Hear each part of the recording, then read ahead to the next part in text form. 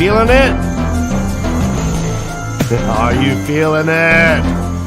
Oh, yeah.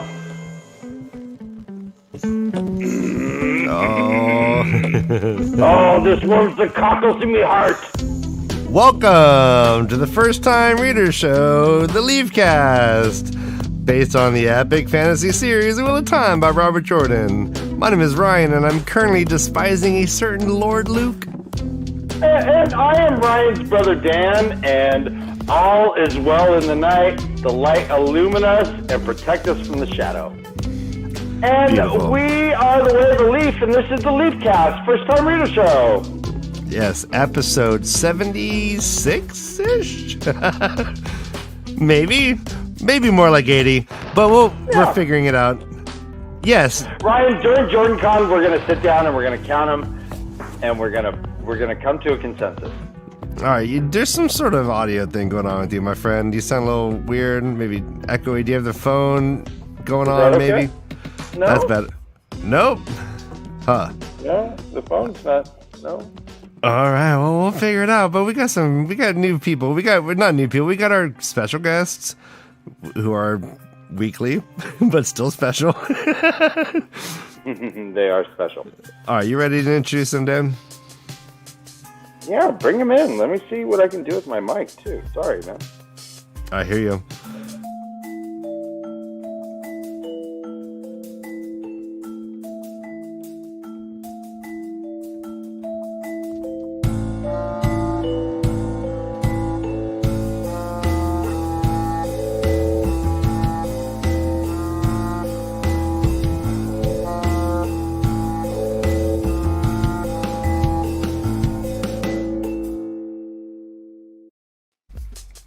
Ladies and gentlemen, we have with us KayK and Josh from the amazing band Orlox and Homunculus Rex.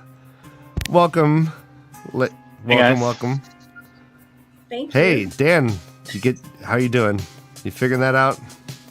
It looks like he's Yeah, I know. Shoot, we lost him. on an acid trip in another dimension. And now we really lost him. Oh, no. Well, so Hey everybody, hi Matt. I went back and say everybody in chat. Let's CR, get your friends to FartVader. join. Let's get some more folks on the stream. Tweet it, shout it, Facebook it, my friends it, MySpace it, Like it. Whoa, don't MySpace it. You Friendster it, could get some bots here that we don't want. Friendster. I guess they're here anyways, no matter what we do. Mm-hmm. All right. Well, speaking of bots, thank you to our moderators for helping out, cleaning up that messy chat we have. Brother Danny. Yeah, we attract the porn, Ryan. Brother Dan, you're back. You sound great. Thank you. My mic wasn't connected for some reason. I just feel like you, at some point in your just rise to stardom on YouTube, and it's a sign of acceptance. Once you get that Russian porn, you're like, yeah, we're in like Flynn. Yeah, I hate him and I love him. I hate him and I love him. Last week was an amazing show. It's going to be hard to top that. We had you just wait. About a 10-minute breakdown of Will Smith smacking the shit out of Chris Rock. But I vow to be more on task, more on track. Pinnacle of derailment. It was the best show ever. I want Josh to love me again. Well, Ryan, let's go ahead and advertise. Ryan, I never stopped loving you. I have a video that's coming out just based on Will Smith slapping Chris Rock memes. It should be out either today or tomorrow. I went crazy on the meme generator, and Village Mattress, Brother Dan says you're not muted on Discord. Okay, that's the culprit. Ay, caramba. Thank you. Ay, caramba. What would we do without you? Yeah, that's right. We're on Discord also. If you want to see what we look like in real life, you have to be a Discord member. Links in the description. Now I'm muted. Thank you.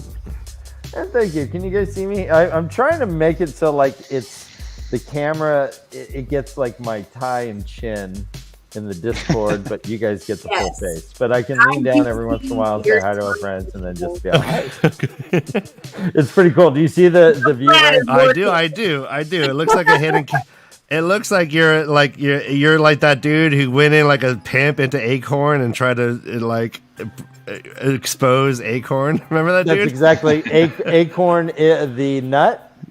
No, the community housing program. Oh, Jesus! I thought it was either a nut or a rapper. I went back to Obama style right there. Like no. Well, I mean, Lil Acorn might be a rapper someday. Yeah, Lil Acorn. I could be Lil Acorn because he becomes a big old oak. Oh, fuck off. Yeah, man, Fuck I like off. it. I like Lil Acorn. One day, Guys, brother Dan, you will grow to be a big oak. I give you that. One day, brother Dan, you will grow up. One day, you're gonna be just from a little seedling boy to a great big oak man. We can't wait. One day. Master Luhan is made of oaks, isn't he? If you can only live up to his stature, brother Dan. Yeah. One All right, day. there I am. Made of tree trunks. Now I'm Lil Acorn. All right. That day is now. Is that a new beanie, Josh? Ryan is Stop Asian Hate. I like that. I'm Thank Lil you. Acorn. We got Lil Josh. And it's even like lowercase Lil, so it's like teeny weeny little. Bill. Mm-hmm. And we got K Sadai, she, her. Hello, guys. Sorry I had difficulties, but it's always good to see you. It's always good to see Andrew. We haven't seen Andrew in chat in a while. What's up, big guy? Yeah, Love it.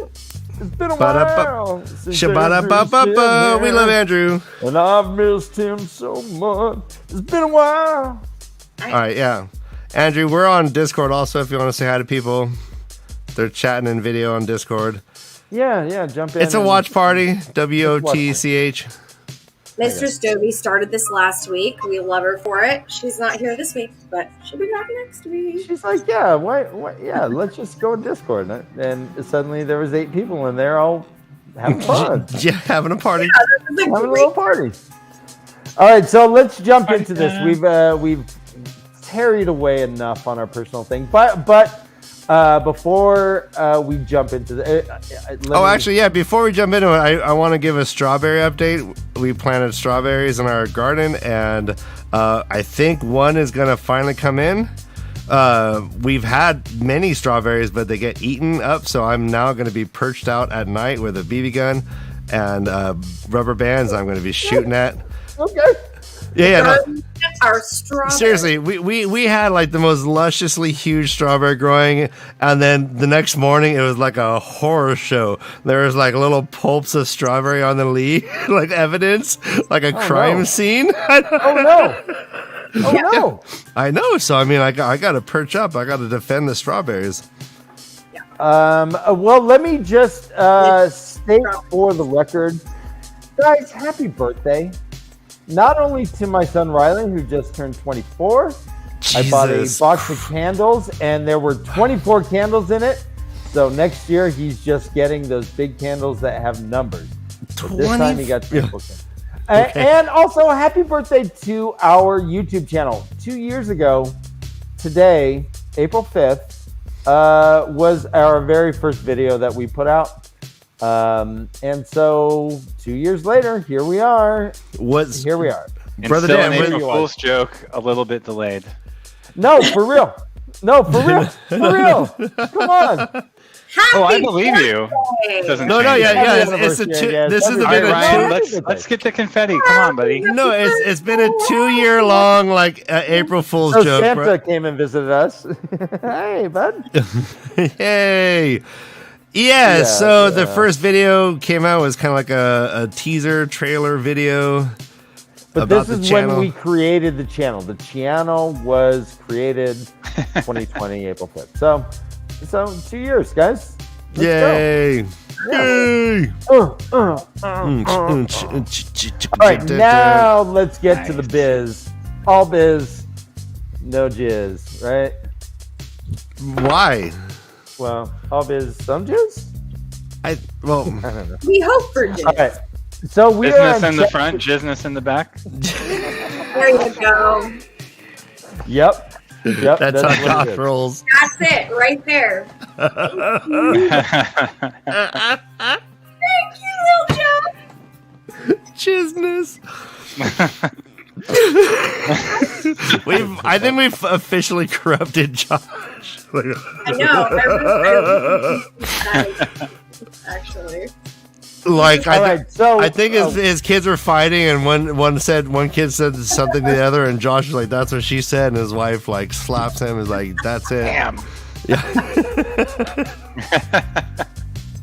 I think that's I exactly have what a permanent stoop from being drugged so low. Yeah. Oh, we're sorry about that. Happens. permanent Happens. stoop. I like that.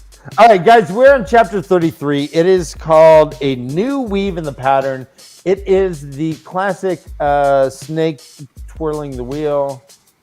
What? All right. You know what? You know what? Yeah. Village Mattress, I think you're right. I don't know if Village Mattress has seen the new one, Ryan. This is just for you, Chris. Hey, no one's seen the newest one.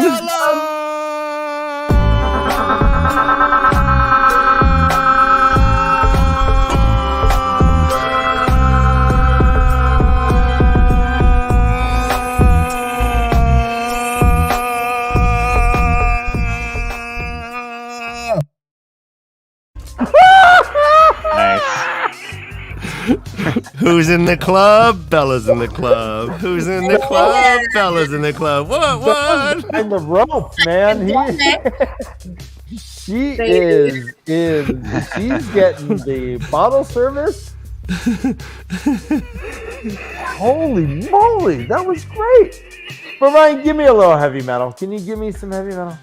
Oh, Yeah, fucking Bella!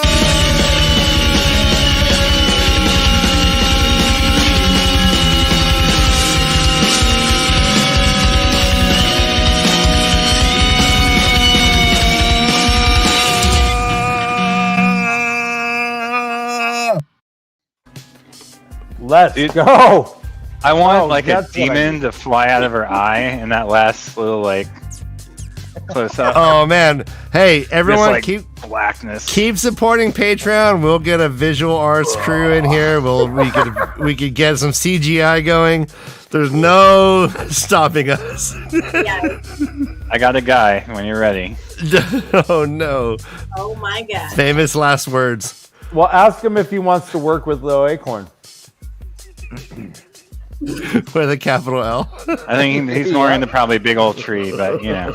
I think once you put a capital L, Dan, you don't understand the No, whole come on, Lil phenomenon. Wayne, Lil Pete. They all got capitals. It ain't capital. Josh Only if looks they like have a he's dollar like- sign in their name. Yeah, like, Josh, like you should have a dollar Flocka sign. J-O, Yeah, dollar it should. sign. It should be a little Josh with a dollar sign, right? Uh-huh. With And it like a all lowercase Cyrillic like O. that, it looks like it's ill.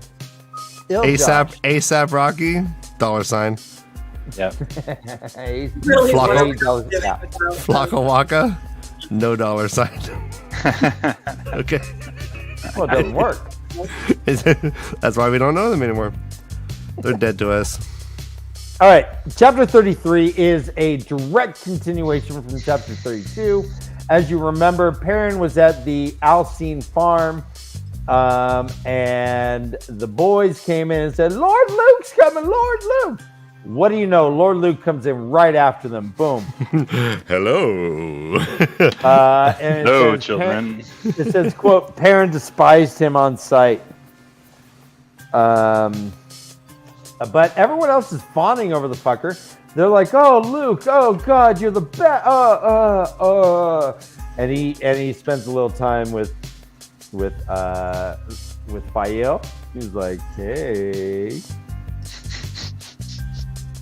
what?" Kisses Yeah, hand. they're all making eyes at each other. Well, Fael just does that to make Perrin jealous, though. Right, and we'll get into that. So, so what? I mean, all right, Kay, you are let's talk. our female voice on this panel here. All right, Yeah. so reading these books, the impression I'm getting is that women do this stuff all the time. I guess, right? They just Is that? I mean, so I mean, do you? All right, scratch that from the record. I didn't mean that. What do we think of this? Like, what is your opinion of her? She apologizes later. She says, "I was being dumb. I was flirting with him to make you jealous." Yeah. I mean, she was being dumb, I think, in this moment. But I mean, maybe not. Maybe she has some other agenda. Maybe she knows this is Luke and recognizes him from somewhere and is able to, like, I don't know, do something. Maybe not. But was she turned on and was lying to Perrin? I don't think so. Okay. I mean, I think she was just trying to. Well, I mean, Perrin would have smelt it, right? Oh. Wow. Yeah, Brian, that's you know what? Normally you cross the line, but that is a very good point. That's right. I'm gritting my teeth. But yeah. It was his POV. Hey, look, we know Robert Jordan at this point. Yeah, the fact that hasn't come up yet proves our writer don't grok. He don't grok. No, yeah. He don't grok. I mean, I'm just saying. Call me don't grok. Or maybe he groks more than anyone. And like he's just has a public persona. Hey, I'm like, look, I jerked erect at the beginning of this show. I'm sure anyone else, Perrin would have as well if he had smelled that smell. Really, I fingered a tear in my pants.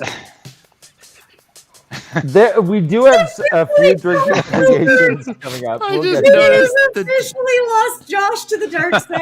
The dollar sign in Josh's name. Yep, there you go. My life.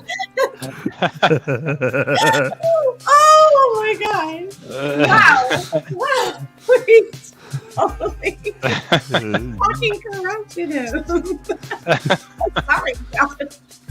The corruption happened long before, don't worry. I'm just good at hiding it most of the time, like. I love it. Keep it going. Let's go.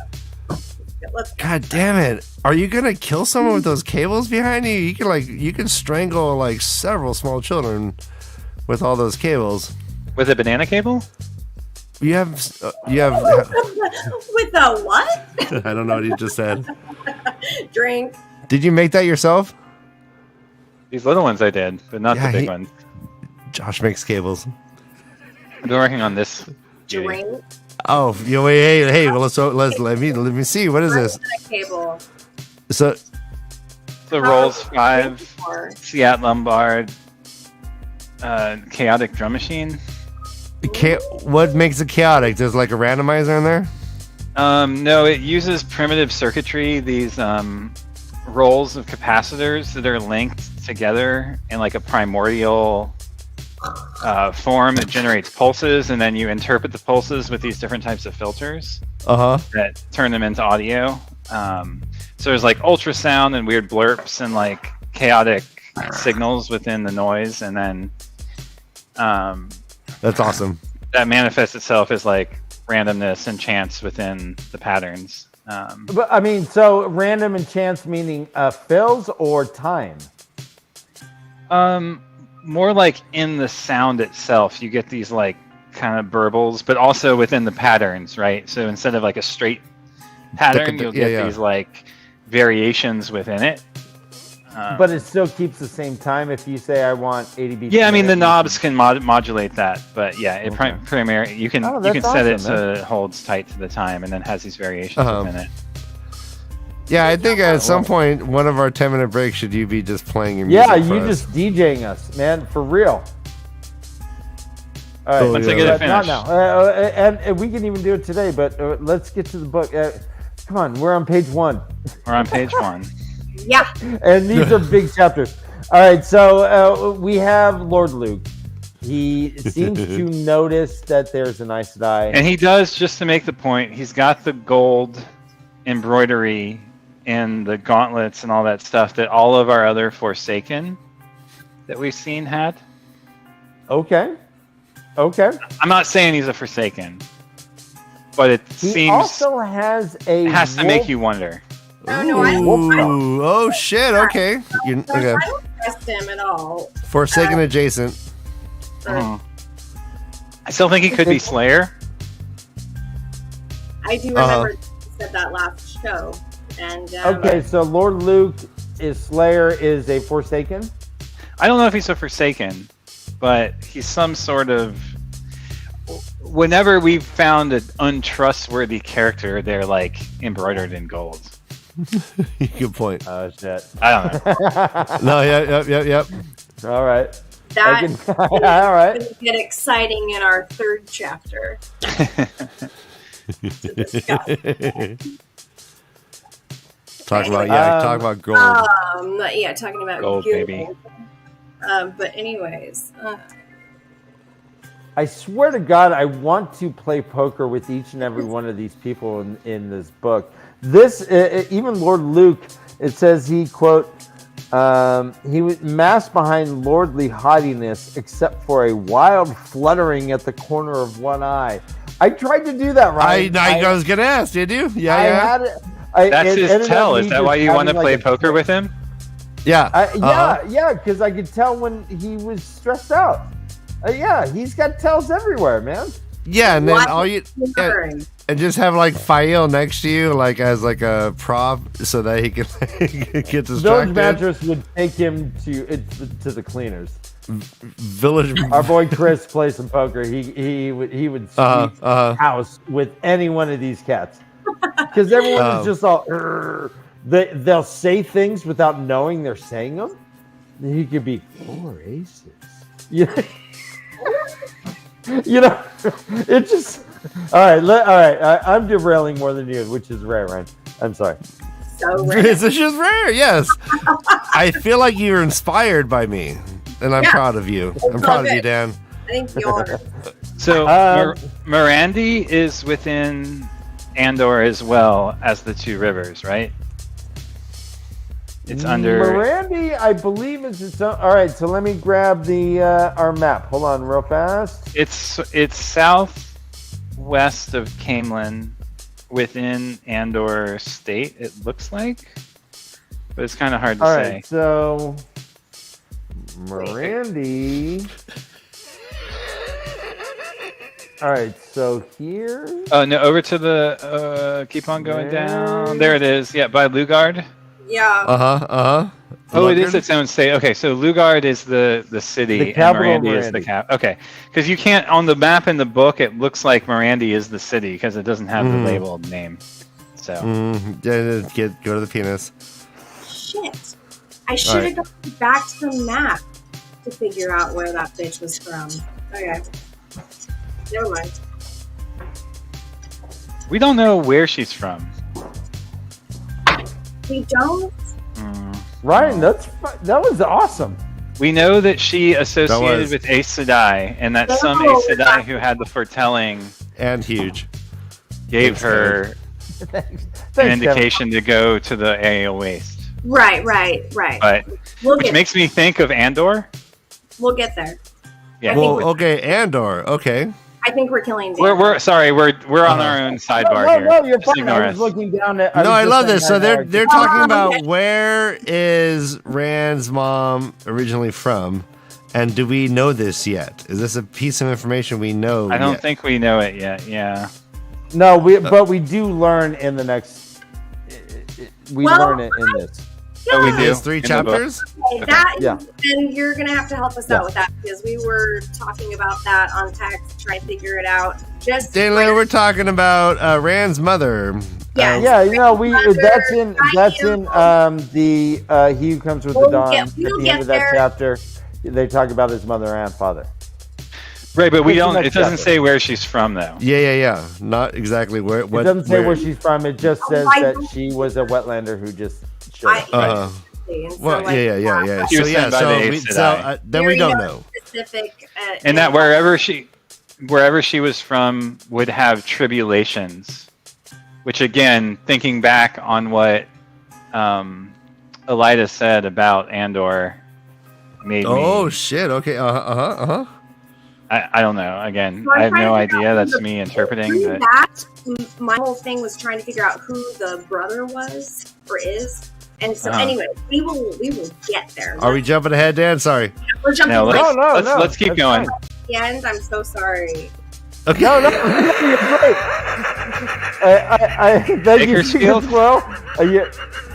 You know, I will say that the Threefold's land does remind me of Joshua Tree. I've been to Joshua Tree a couple times, and their descriptions just kind of Bakersfield remind me is of that literally like the armpit of California. I mean, Bakersfield is, yeah.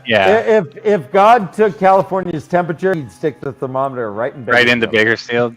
Yeah. If California was a cat, and it was at the vet, you mean? Uh-huh. Right. He's a veterinarian. Veterinarian, of course. Yeah. And he's a veteran of many It is wars. known. No, of all wars. All wars. Yeah. Pretender and Died, veteran. it's like, Many God, facts. he's Yeah, like like that. you can blame him for him, and then He's like that there. Why am I wanting to talk about the books more today than anyone? Yeah, no, all right, KayK. And so, what do you? Let's talk about. Come on, let's talk about Lord Luke. 1 to 10, what do you give Lord Luke? He seems like he saved some farm. I love his personality, even though he's kind of a shit person. Actually, he's just like total shit. And I think he like recognizes Varen when they first see each other. I think they know each other. That's the feeling that I got, and I have no reason to think this. I highlighted this part. Oh, It wow. says, yeah, isn't that cool, Dan? I love this. Okay, at his first glimpse of Varen's smooth-cheeked face, Luke stiffened slightly, eyes flickering through her hands so quickly many would not have noticed. He very nearly dropped his embroidered gloves. Plump and plainly dressed, I think I might have been Yeah. She might have been another farm wife, but clearly he knew an Aes Sedai's ageless face. Now, this is Perrin's POV, so I don't trust that section of it, which is why I didn't highlight it. Uh-huh. Oh, that's awesome. No, I like that. I love it. The So, fact that Perrin feels like he recognizes him. Like observation. I'm sorry, Josh. I was just Go going ahead. off the direct observation of the initial interaction. And that's what I'm sticking to this. No, I love it. I love it. That's great. Right on. And that's what I say is right on. all right, Todd Coleman's coming in saying, Lord Luke has broad shoulders like Slayer is described. And Perrin feels like he recognizes him, which also led me to think the Slayer thing. And again, So, all right, so we're all kind of leaning towards him being Slayer, which, Rafa, that bitch. But, like, what do you think about Varen and Lord Luke knowing each other, or Lord Luke knowing Varen? Yeah, right. Do you think it's both ways? I think he was just Kay? shocked to see an Aes Sedai, but I know that's how Perrin viewed it, Mhm. but I don't think that that's what really happened. I think that that was his perception of it, and he saw all these things happen. These like as evidenced by things happen, and it just doesn't feel like it was. I don't know. Anyway, doesn't feel. You know how I describe things. Doesn't feel like he was really actually like there and understood the relationship. I don't know what it is, but okay, I didn't get that feeling personally, but I can see where you're coming from. So I will also challenge you a tiny bit, Josh, in that I don't think that Perrin necessarily recognizes Lord Luke. He says he instantly despises him. All this stuff, but I thought there was somewhere where he said he seemed familiar. No, It says- he said he thought Lord Luke recognized him. Recognize him. Which Okay, made right, other way sense. around. He gave a Yeah. start at the sight of Perrin's face, shock Right, which makes flashing in me his eyes. think that it was when he was chasing Slayer that Slayer saw him and then recognized him. It says more as if the fellow knew him somehow and was surprised to see him here, but he had never met this Luke before in his life. More than that, he would bet that Luke was afraid of him. No sense at all. Yeah, so he was chasing him in the dream world, and Luke is Sauce. picking Yeah. up on that. Okay. The other thing that is suspicious is when Fail, an actual hunter of the horn, starts talking about the horn, he basically just dismisses her, and she's like disappointed that he blows it off. And that just makes me think he's not really a hunter, right? Because he knows not to delve into that topic with an actual hunter, or he'll be revealed as a liar to her. You know what? All right, let me share a quick little sidetrack story. Ryan and I one time went to in band camp oil change. So, yeah, what's that? Do you remember this story? I'll tell it, and you'll remember. So we were getting an oil change, and we were standing outside of the front. And it smelled like Ryan's weed? like, I smell weed. Yes. Oh, this is great. And so Ryan's like, I bet you some dude just shove weed in like these box hedges over here. And so I was like, what? Fine, I'm game. Let's look for weed. So we were just kind of looking around like in these trees, and I said, and like there was this guy coming up who worked, or Ryan's like, well, what if like the workers say something? I'll just say, oh, don't worry, we're botanists. We're botanists, yeah. And so that was gonna be my go-to. And so sure enough, some dude just got off work or lunch and was walking back to the place. And he's all, hey, what's going on? And I go, oh, don't worry about it. We're botanists. He's all, you're what? And I go, we're taking botany class at Orange Coast College right up the street. He's like, oh, I took botany. What teacher do you have? No, it was like an 80s movie where he was clearly trying to catch us out on a lie. Jones? Which made me think that we were on to something. There was really, I think there might have been like 2 ounces of weed just dug in the ground over there. And he was like, what's going on? I think I was right all along. I think it was folly, but it was fun. But the fact that he called me out on the botanist stuff, I was like, oh Jesus! I didn't go to Plan B. I thought Plan A. I was like, don't worry, we're botanists. You're like, and the guy would be like, oh, okay, bye. Yeah, we're botanists. So we totally confidence. I said, don't worry, we're botanists. He's all, what? I'm like, well. Yeah, we're just looking at your 20 bushes. And like one of you like, oh, what do we do in this situation? Pull it on my back. In hindsight, like, what's weird about us like walking around looking at their little bushes? They're like brand newly planted. We were searching. God, we probably looked so big doing it too. We were probably high as kites. Back then, we didn't know about Visine. We were just so don't worry about it. We're botanists, guys. This is my new favorite phrase. This should be on the T-shirt for Way of the Leaf. Yeah, don't worry, we're botanists. Or it's folly, but it's folly, but it's fun. Exactly. It was very foolish, and we were committed to it until someone called us out, and I was like, "Oh gosh, I love it. There go the improv skills. I don't know what to do." This is the best. All right, so Lord Luke, everyone sees him as a savior. He seems to be giving good advice, it seems, but parents like, what? You're putting teenagers on the roof? That's your advice?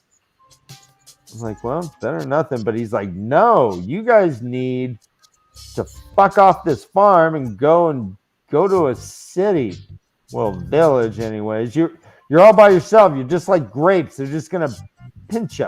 Boink, boink, boink, boink, boink. But if you're be unionized, man. I mean, apparently is like freaking like a union. Power in numbers. He's like, hey, there's power in numbers, guys. What are you doing? Yeah. So once again, like Perrin is like stepping up, talking more than we've ever really heard him talk, and accepting like a leadership role, or actually, yeah, this really made me feel validated in my thoughts about him being like the leader of the Two Rivers. Yeah, I was thinking about you during this. Oh yeah, I bet you were waking up like. I was thinking about him, going, okay, yep, he was spot on, and I mean, just going to say I did agree with you. But yes, don't do that. Everyone around it be like, We're so correct. Josh is so happy this week. What's going on? Like, I don't know. He's And he just like, really yep. It's great. Yep, He, that's right. Yep. This he feels. Yep. bad. I'm sure there's a bunch of things I'm wrong about in here too, so don't. I'm not going to get too excited. Who knows? I mean, Yeah, I'm but sure it's really it's shit. cool how he's kind of like this reluctant hero, right? Like we're in a situation. I was thinking about this today. We have like Tam Althor and Bran Alvear, like, and He calls them Tam and Abel. And Abel Cawthon, not Bran, but Tam and Abel. These are like leaders of their village or their communities, and they were paralyzed and it was not able to act. And then Perrin comes in and is like clear-minded and able to get shit going. Fingering his axe blade. Drink. Well, but here's what Baron's like, wow, I've never seen it in action before. And he's like, what? And she's like, oh, TAVERN-ness. TAVERN-ness, right? He's like, yeah, you have pretty good points, but these are stubborn people. You know this. If Tam came in and said this, they would have said, thanks, Tam, fuck off. You come in and they're packing their shit and going. Like, Farron, how do you think I've ever gotten laid with this personality? TAVERN. Josh, where's your drink? I just took a drink. Can't see the puppet's drink, so I'm just making sure you keep it with me, because if you don't, then we're not on the same. Ooh, so the TAVERN-ness is a thing. I mean, Baron is recognizing it. Perrin is like, nah, I'm just talking common sense. The Fael and Perrin get back together. They're like, sorry. And then they split. They bring 4 people with them. 4 of the kids are like, I'm with you. What a button. Show Mr. Wheatgrass. Mountain Dew? Mountain Dew, yeah. Dr. Pepper. No, I think little Josh has been named the botanist, right? So people want to know what he's doing tonight. I'm the botanist now? Somehow. Yeah. Okay. Let's go. I bet you would grow fantastic weed, Josh. Yeah. I would buy your weed. But I wouldn't. No, I would smoke your weed, but I wouldn't buy it. Because it would probably be like $120 an eighth or something. It would be like, this is 48%. It's it's been cultivated and pickled. You know what you got to do is pickle it before. Smell that. Oh yeah. No, seriously, you got high just smelling it. Yeah. Is that the mother? Is that the mother? And then you cultivate it and you create more pickles. It's like it's like sourdough. My weed's like sourdough. Carry it around the little satchel on your neck. I have a starter. Yeah. 48% was pretty lofty. All plants are just no. I don't put anything past Josh. Yeah. So everyone's like, all right, good idea, Perrin. We're gonna do it. We're gonna leave. And Perrin's like, hey, the Trollocs won't take your land. They don't do that, and they're not attacking farms where people aren't at. He's like, you can replace your land. Can you replace that? And he pointed to his plump old girlfriend with the baby, and she's like, oh, get away. Layla. He's like, can you replace that baby? Can you? They're like, well, all right, good point. All right, we out. So they're off to Watch Hill to go look at the White Cloak camp to kind of plot and see how they're gonna rescue all the prisoners. But as they're going, there's a couple other farms. They see like chimney smoke and stuff, and Perrin's like, well, okay, I gotta go warn them. Fuckers too. I'm gonna go tell these fuckers too. He's the Pied Piper of like sheep herders. He ends up getting 13 people with him. Every farm agrees with them. They're all off to Edmund's Field. He has 13 people with his 9 equals 22. Right? There's 9. Right?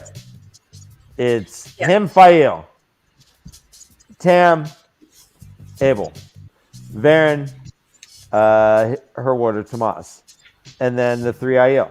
That's 9.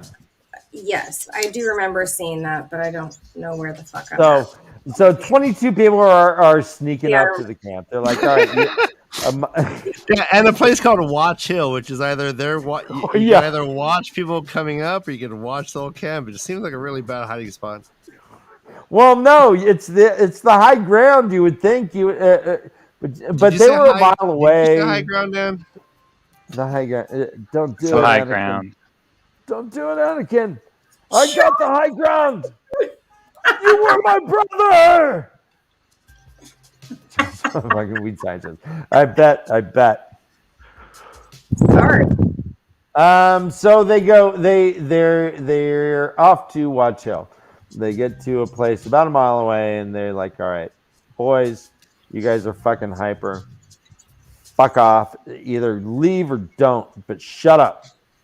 I'm in charge. Tam, Abel, take care of these fuckers. I'm gonna go." And he's like, "Oh gosh, I didn't call him Master Cawthon. I didn't call him Master Outdoor. Wow."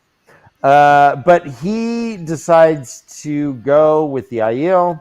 One thing before we go too much further on, beyond Fael talking to Perrin about her pretending to be attracted. Yeah. Isn't Lord Luke like old enough to be your dad? Well, all right. Well, let's all right. I didn't know. I mean, are we getting a little bit of like Robert Jordan's fantasy world in here? I mean, why wouldn't we? He's Robert Jordan, and he's writing fantasy. Right. Fael is like 18 or 19, So right? we're probably gonna get some You of that. know what I meant, but yes. I mean, I agree. Right? Like, Yeah, It says here- good point. I think we're going to get all of his. Yes, I think we get all of his. As I read more and as I've learned a little bit more about Robert Jordan, specifically this, I think actually, I am more fascinated by his specific history and how absolutely fucking. Oh yeah. And therefore, what just they're very, very, very traumatized. You know, I mean, there was a lot of trauma there. We see this coming through time and time again. I think we're going to see it like more prevalent. It just is coming through in different ways, and like in these like made up ways that he's able to almost channel, you know, like himself through these characters and like figure that out. I think he's working out a lot of shit in these books, honestly. So. No, we're not low key calling him a perv at all. No, I mean we are like no, he's like full on. No, we're straight out. I mean, he's messed up, has PTSD, is a fucking pervert. If John Cusack can say anything, holding that radio over my head, saying, "And he's a perv." He writes like that. Your eyes. perv. He's such a perv. He's a Vietnam gunner. What kind of horrors did he see? Yeah, lots of my boombox.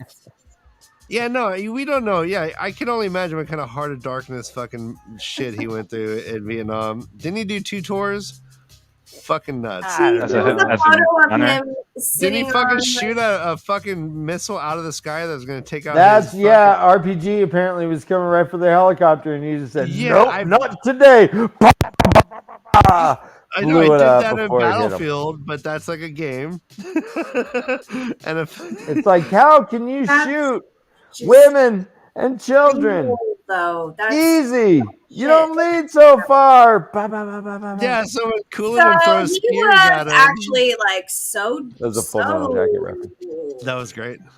Removed. That was fabulous. No, I'm into it. Yeah, no, it's great to psychoanalyze, and I think it's appropriate and great. Like it's the choices are the writer's choices, and he makes those choices for his reasons. And we made the same comparisons with Tolkien. Tolkien was a soldier in World War One, and there are books written about comparing what is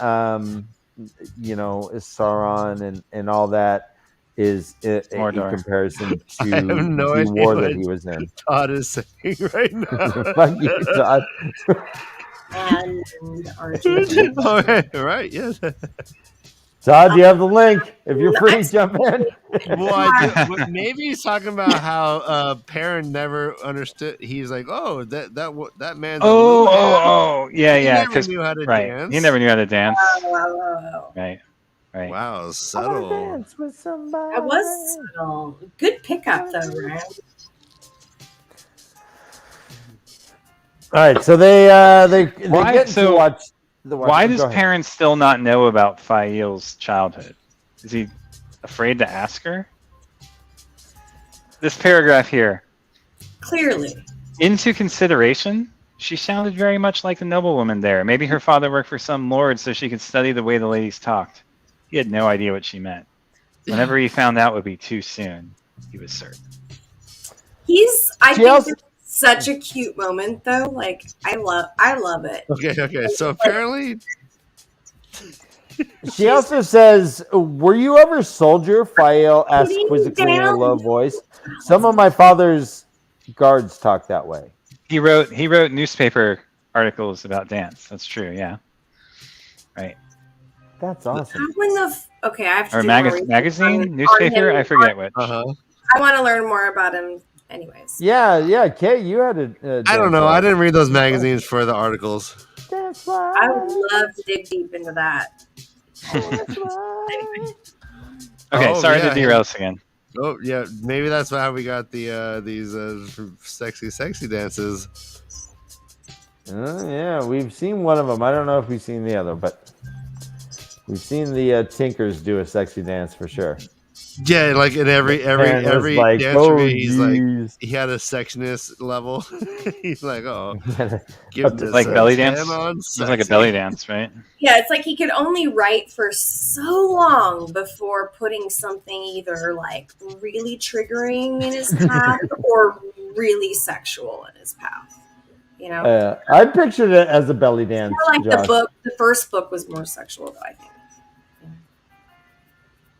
I love how all the S's on screen right now are dollars. I love how changed those, somebody Ryan. went in and changed. I saw that. There's a phrase that's fucking tell has a phrase about casting defiance. Did that ring with you guys at all? Casting down our defiance. Wait, what? He was like, yeah. They seem to think it that's- was a matter of riding into the children's camp and demanding everybody's return. Casting down our defiance, Tell called it, which nearly made Perrin's hair stand on end. Too many Gleeman's tales. Too much listening to fools like Luke. Yeah, and also later it says they all seem to think it was a lark. Tell's phrase about casting defiance was repeated more than once. And then finally, Perrin said, "Shut the fuck up, line up, stop this."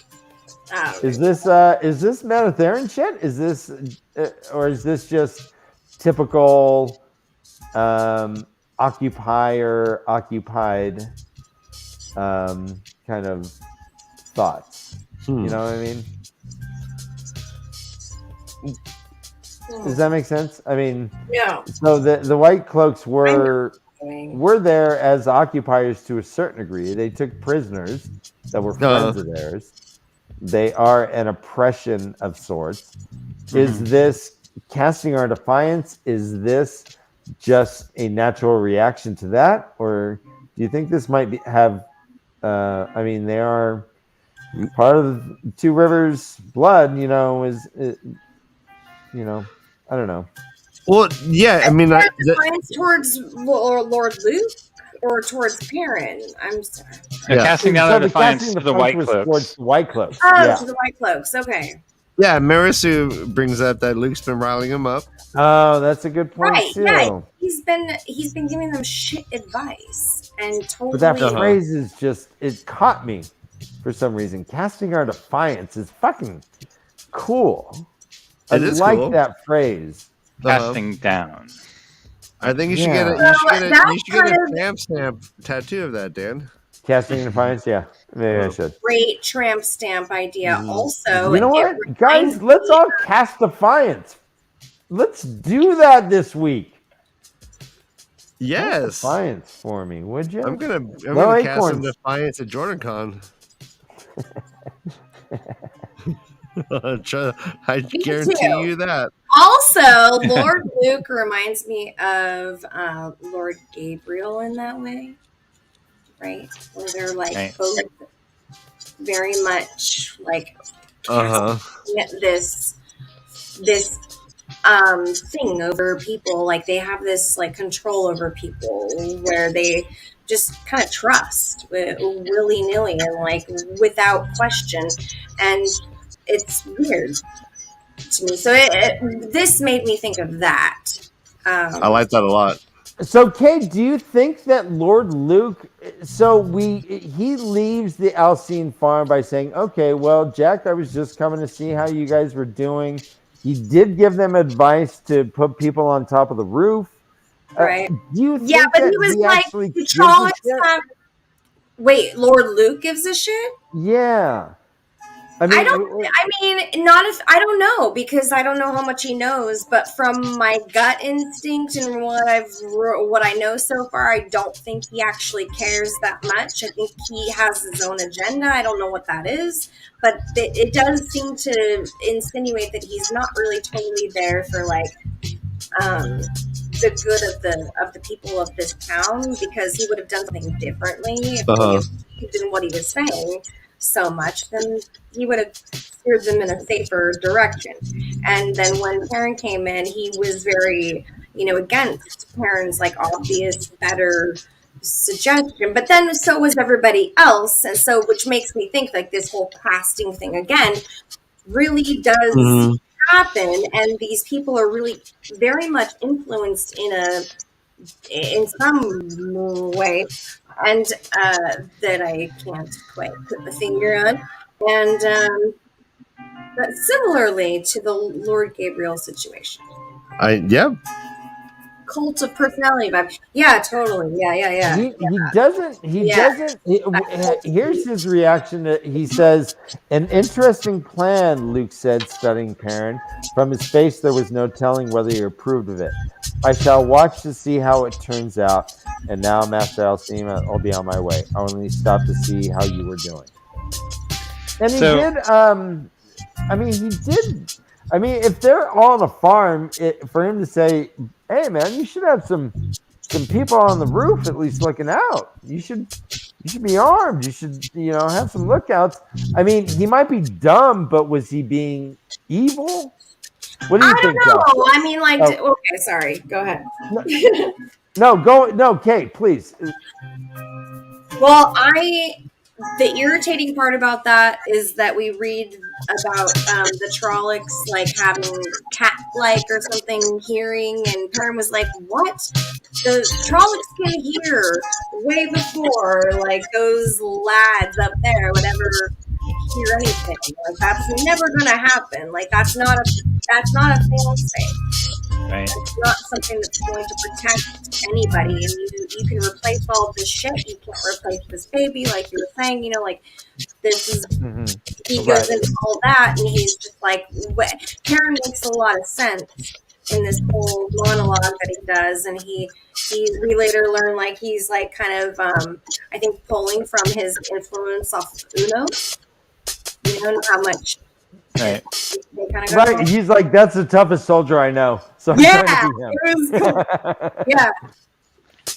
So the Lord Gabriel, Lord Luke parallel also brings to mind the idea, like the fact that these two river folk were behaving out of character, fawning over this man, makes me wonder if there's some type of compulsion going on here too, like we saw in Andor with Lord Gabriel and Queen Morghese. Like, are these people, have they had the wool pulled over their eyes, or what do you think? Is he using some sort of power over them to cause, to sink his claws in, so to speak, metaphorically, to the people of the two rivers. I don't know the answer to this. I'm just thinking of this now. But yeah, I don't know. Yeah. I was If he is the Forsaken, leaving for a moment. Can you say that one more time, Josh? The question. Like, Ryan, can you turn the music down a tiny bit? yeah, tiny bit. I can.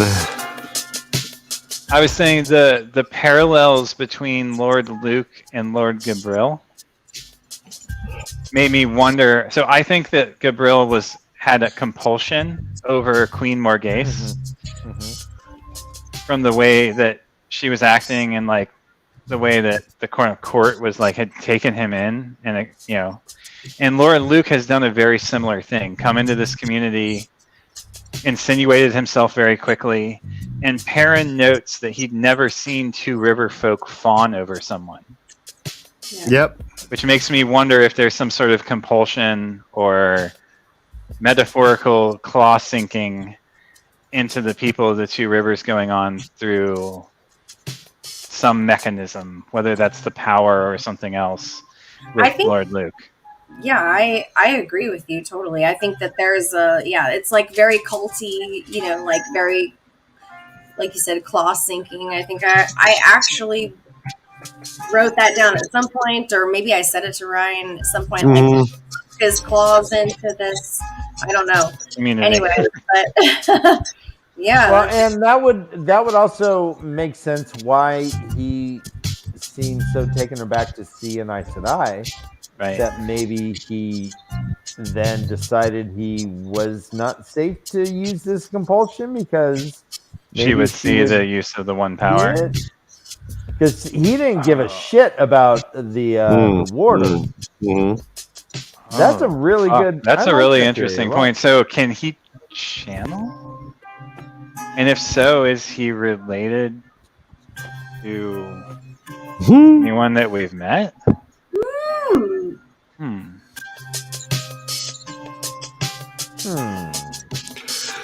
Well, Kay was wondering who Rand's brother was. I am wondering. Half brother, yeah. We do learn that he had a whole family, and we'll talk. Luke's too old to be Rand's brother, though. Yeah, right. Could that be? Okay, I think. But I mean, maybe he's one of Rand's relatives. Yeah. We don't know how old the child was that Shael. Yeah, that's what I was trying to figure out earlier. I was trying to figure out, like, chronologically how much older than Rand would this child be? And, like, typically in my world, right, like in this age, we are, I mean, I guess we wouldn't be more than like 10, 12, 15 top years. Like at the most, yeah. I mean, yeah. Apart.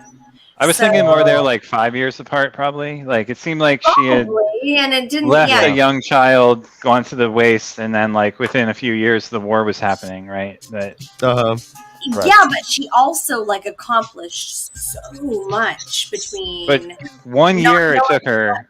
Provided water to. Well, you're right. Between it took her 1 year. Yeah. But then we don't know between that moment and the war. Yeah, her. What are they called? Maidens. The vows of the spear of the maiden. Spear. Or what are the just vows? I don't know. Yeah, vows. Forgot what they're called. We'll get there. Yeah, exactly. So the plan is for Tam knows where a like an abandoned farmhouse that's hard to find in the Westwood.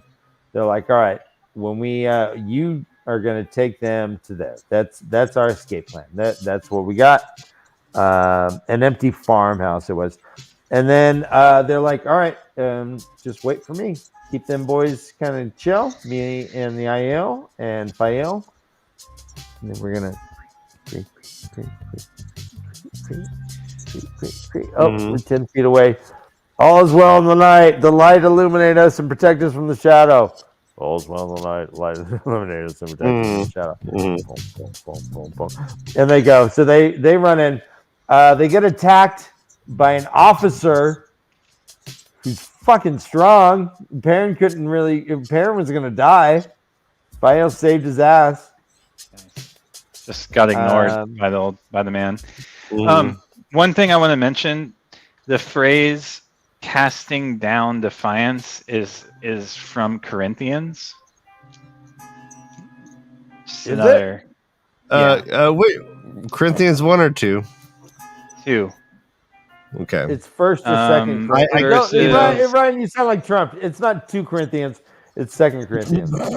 2 Corinthians Ryan. chapter 10 verse 5. Is it 1 or 2?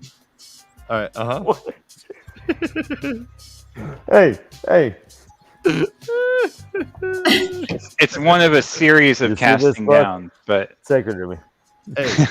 Hey, all of them are my favorite. I can't even pick one. They're all great. All of them. just another interesting little biblical tidbit in the WOT. Thank you, Josh. Casting down defiance is. Thank you. That phrase really caught in my head and stayed with me a bit. And he mentions it twice, and I was like, God damn, he does, yeah. Yeah, awesome. Thank you. So is this another? I mean, it does bring. I know we've talked about this many episodes ago, but is the dragon reborn therefore the messianic return of the Christ figure within, like? I mean, that's a giant thing to unpack. And we can leave it at that. But well, how does that we see the messianic expectation in every culture, right? Whether it's he who comes with the dawn, or the dragon reborn, or the Athian Mare, the Koramor, right? Like, so is this the forward echo of the Christ mythology and the messianic expectation of the biblical worldview? I don't know. Certainly it's maybe Robert Jordan's projection of the messianic expectation into his fantasy world. But again, it's like, how do you separate that, and how deep do you want to go, and like, to what degree can you make those reads from a fantasy novel? Right, like the interpretation technique that we use, and like what type of literary criticism you read the book through, lens you read the book through, can lean you one way or another. Anyways. No, you're just making me look something up now. Now, I like those questions. I think those are appropriate questions for sure. Are there other traditions that have this that are not necessarily like Judeo-Christian?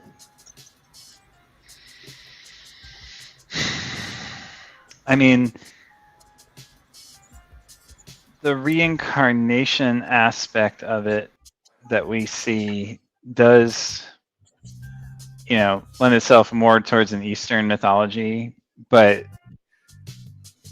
in that there is no Messiah, right? Like, there's no, the individual on its karmic journey is the thing that returns and leads this. So there is no dragon reborn within, Yeah, so there's no circular time in Hinayana Buddhism, there is an idea of like the Buddha as a Messiah in a sense, but that's more because of the style of worship and less about like the philosophy underlying it.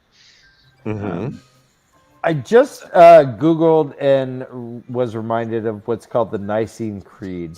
And part of it says it's about Jesus, it's about beliefs, and it says he suffered, died, and was buried. He was crucified. He rose again on the third day in fulfillment of the scriptures. And that's part of the creed.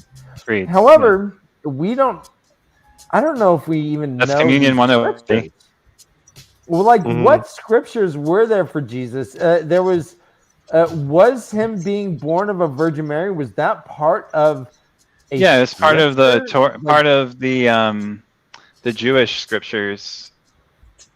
Yeah. not a part of the 'Cause Torah, I knew but he a had to part be of from the line of David.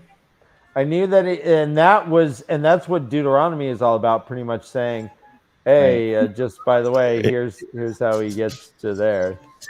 He begot him, he begot him, Nice he chair. begot him, and there we get Jesus." Right. But I didn't know if like these other things were part of script. But there was apparently all kinds of scriptures. They're just not very known. I mean, maybe it's like the prophecy of the dragon, where Rand is just like, spitting Torah shit, where we're all New Testament and we're like, oh, what's that? And he's like, no, trust me. Seems almost more like Dead Sea Scrolls shit, like really like obscured. And some of these prophecies are only known by a select few. These are not like a lot of these prophecies are not just common knowledge, right? It's not like a prayer that everyone recites. It's like, yeah, exactly. I mean, even like Rand's constantly being chastised, like, stop reading the fucking prophecy. Like, you're not supposed to know this shit. It's gonna ruin everything. And he's like, nope, I'm gonna keep reading. So if you read the Nicene Creed, I try not to, with scriptural references, it says that sentence is a self-referential sentence. So it refers to Matthew 16:21, Mark 15:46, Luke 24 verses 5 through 7, and 1 Corinthians 15 verses 3 and 4. So it's a self-referential statement within the New Testament. Right, but that just hints. I guess my point was that itself hints at certain precepts that needed to be met in order for the Messiah to be the Messiah. Right. And I guess that's where Judaism and Christianity split, was because according to Judaism, they were like, yeah, that our Messiah was actually a bigger deal than this, and we're going to keep waiting per se. If I mean the crib note version. So it's actually kind of fantastic to think about how many people right now are living under, like, maybe we can call it the spell of prophecy. Like, in this world right now, how many millions and millions of people like are orchestrating their lives around a prophecy of one sort or the other. Yeah. Right. And that reminded me, I think when Jesus was on the cross, one of the scriptures say that he says, I'm thirsty, and they gave him like wine and vinegar or something, or water and vinegar, and that fulfilled a prophecy. And I'm like, what? Where are all these prophecies? Okay. Anyways. No, you're right. So yeah, some prophecies left and right, I guess. I guess that's the point.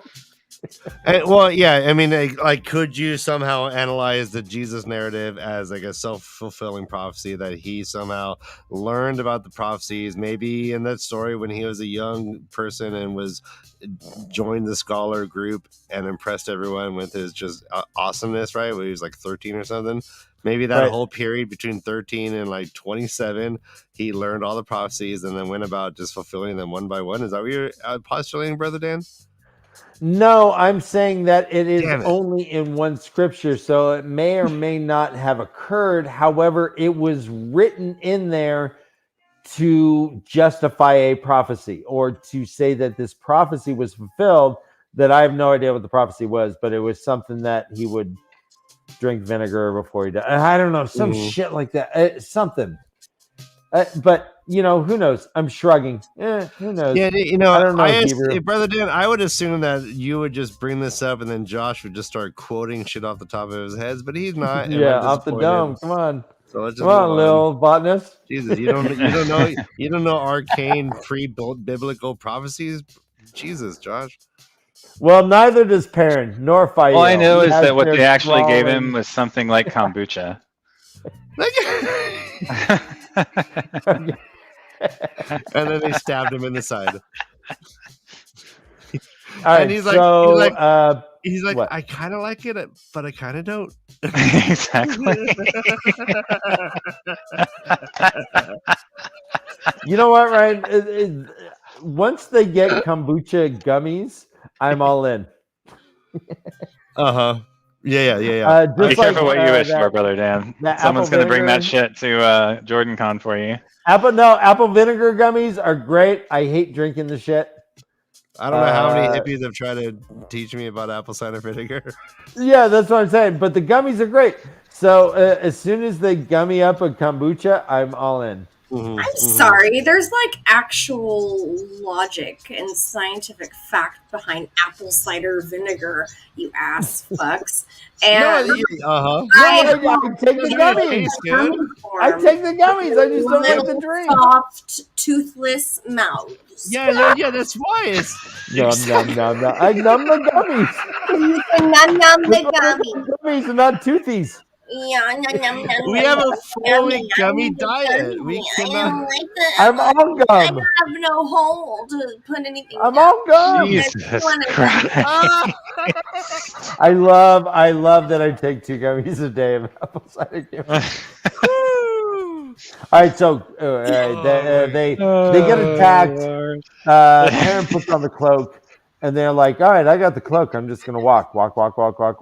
He gets to the center of the camp where the prisoners are, and he sees those guards, and it's like comical. It's like, there goes one guard, another guard just looks. Dude, chick comes flying in with a spinning round kick. Kick to the face. He's like, what? Another one comes in, just another kick to the face. He's out, broken nose, gurgling blood. They take his cloak. And inside the tent, Master Luhan is holding sentry. He's sleeping right against it. He's like, hey, if anyone's coming in, I'm going to know. But he didn't know. Perrin had to cover his mouth and wake his ass up. Hang on. We did skip one thing that I think is a little important. Yeah, please. That Fael wove Perrin a crown. Mm-hmm. Of flowers. Yes. Mm-hmm. And crowned him before they make the rescue. Yes, it says she flipped the crown of red flowers. Staying close his to you head. sounds like a fine idea. She flipped the crown of red flowers onto his head, and Bane chuckled. He rolled his eyes up. He could just see the edge of the thing hanging over his forehead. He must look a fool. He left it there, though.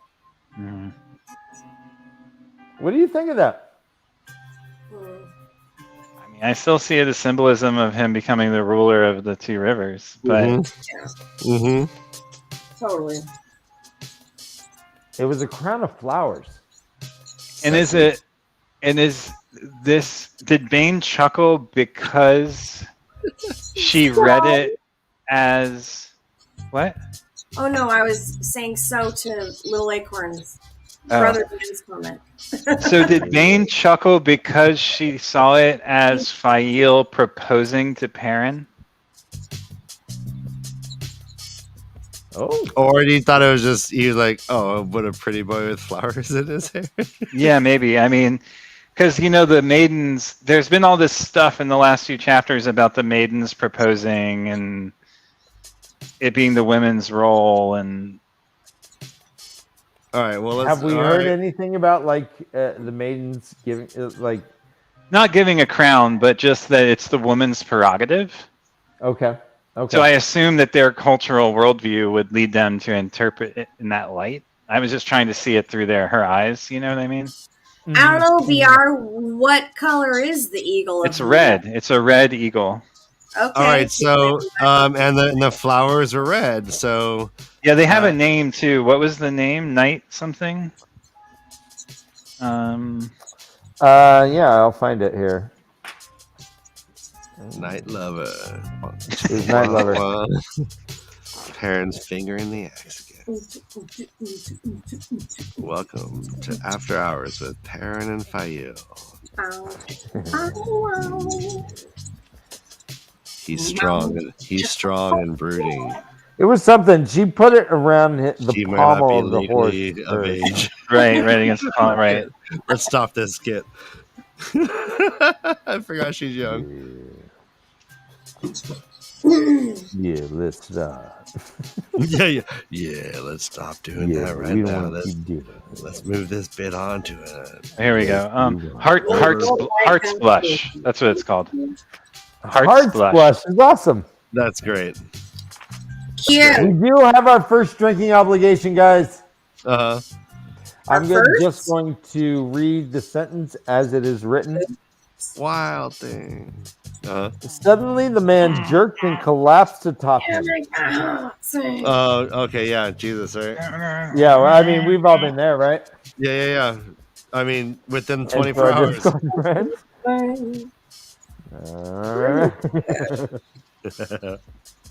Hey, Dan, brother Dan, I see a new figure. You have Santa in your background. I do. Very timely. I do. Very it's Christmas timely. in April. Because I'm feeling festive. Jordan Con is coming. I decided to bring the old pit for the boss. rest of us. Festive for the rest. Exactly. That's what I'm feeling. I'm just trying to spread a little joy. Yeah, guys. I like it. I appreciate the joy spreading. The spreading of joy. Oh, look, you're almost as big as your little Santa. No, I'm much bigger. Your little Santa. No. Look, I'm much bigger. Hey, do you watch? I'm growing. Santa? Look at now. Santa's super small. A little acorn. Oh yeah, he does get smaller as you get closer to the little camera. acorn uses. Yeah, that is true. That's how he uses the carpool lane, is by throwing that bad boy in the seat next to him. He uses the pit boss. That's what I call him, the pit boss. No, he usually uses the reindeer for those because he wants. Brother Dan, are you gonna take that from him? Careful. Yes. I will take anything Benjamin Reno does. And what am I going to do? Walk on stage and just slap him? We have to fly to his house, open the door. I'll take it on the chin. Come on. That seems like an open door invitation for a few memes. No. You know what? I will be as Chris Rock as I can possibly be without making jokes about your wife. Okay, we don't got the memes ready yet. And you would have to resign from the academy too. So. Well, you know what? You can't fire me because I quit. Right. Yo, yes. Speaking of quitting, let's take a break. Hold on, we're almost to the end of the chapter. We're almost at the end of the chapter. This is the first of 3. I only think we're doing 2, but hey, we got this. I mean, what are you doing? So parent, boom. The guards are knocked out. The IL are badass. Parent's like, all right. He wakes. Whatever. They ride out of there. We're done. Fuck it. They ride out. And they go say, "We're gonna kill Trollocs." All right, we're tenfold now. We tricked them. We're at the top of the ship. So all the women go towards the secret place, and Perrin takes a whole bunch of like these boys, and he's like, "Whooping we're just boys, gonna make a fuck ton of noise." And we're riding south while everyone's going north. You ready? Yeah! And they're riding off, trying to divert the white cloaks. Varen makes some rain. Or Matt's sisters can bareback no problem because their father is a horse trader. Oh, well, do we need a drink? I thought you were going to make a Ryan sex joke, and I was going to. I was, but you. I assumed everyone would just kind of take it from there, mentally speaking. Mm-hmm. There could have been a drinking obligation where how you need to Luhan. say it loud and proud, buddy. Okay? Yeah. Knock on that dome. Give it a good rattle. So as they're going, they're like, "Hey, Perrin, where are we going?" He's like, "We're off to hunt Trollocs." And all the boys are like, "Wah!" Varen and Tomas is with him. He can feel her eyes looking at the back of his head. And it says, "Thunder in the night sky echoed the horses' hooves." And that's how that chapter ends. What did I miss in there that you wanted to bring up before we take a break? we're still in chapter 33. Correct. We're only doing 2. The second chapter is so fucking big too. It really is. It's big. Yeah. It's actually. Isn't I feel like it smaller than the last one? But well, yeah. I hear you. I feel like it's bigger than this. What? The one called "He Who Comes with the Dawn"? No, that's He Who pretty Comes big. with the Dawn is like the most important thing I've 26, ever read. 26 And to also, 48. I want to go through 35 too. I didn't even care about this chapter. 28 pages for one. This other one 22 pages verse I do care. It was important. 16 pages. So yeah, the next chapter is shorter by 10 pages. Just to be clear. 15. I have 25, So 30. right. I have 18 pages, 19 pages. Okay, 18. So Oh yeah. But it's all right. 49. Oh yeah, 18. You're right. Not 15. 18. But So still. who? What did I miss about? Because we're gonna leave Perrin behind. We're talking Matt. Bye, and Rand Perrin. next chapter. Oh yeah. Bye, Perrin. So what do we? I'm Do we good want with to that. say Thank anything you. else about Perrin? Nope. and his plan? Nothing more. Let's move Just- on. Perrin's my boy. Nope. Let's go. Yeah. Josh Yeah. is Perrin's boy. Clearly. Wow. Josh is parents' boy. I like Perrin. Hammer Perrin's a time. stud. Yes. Oh, there he goes. It's just a soft body. Still can't hear you, Ryan. Still can't hear you, Ryan.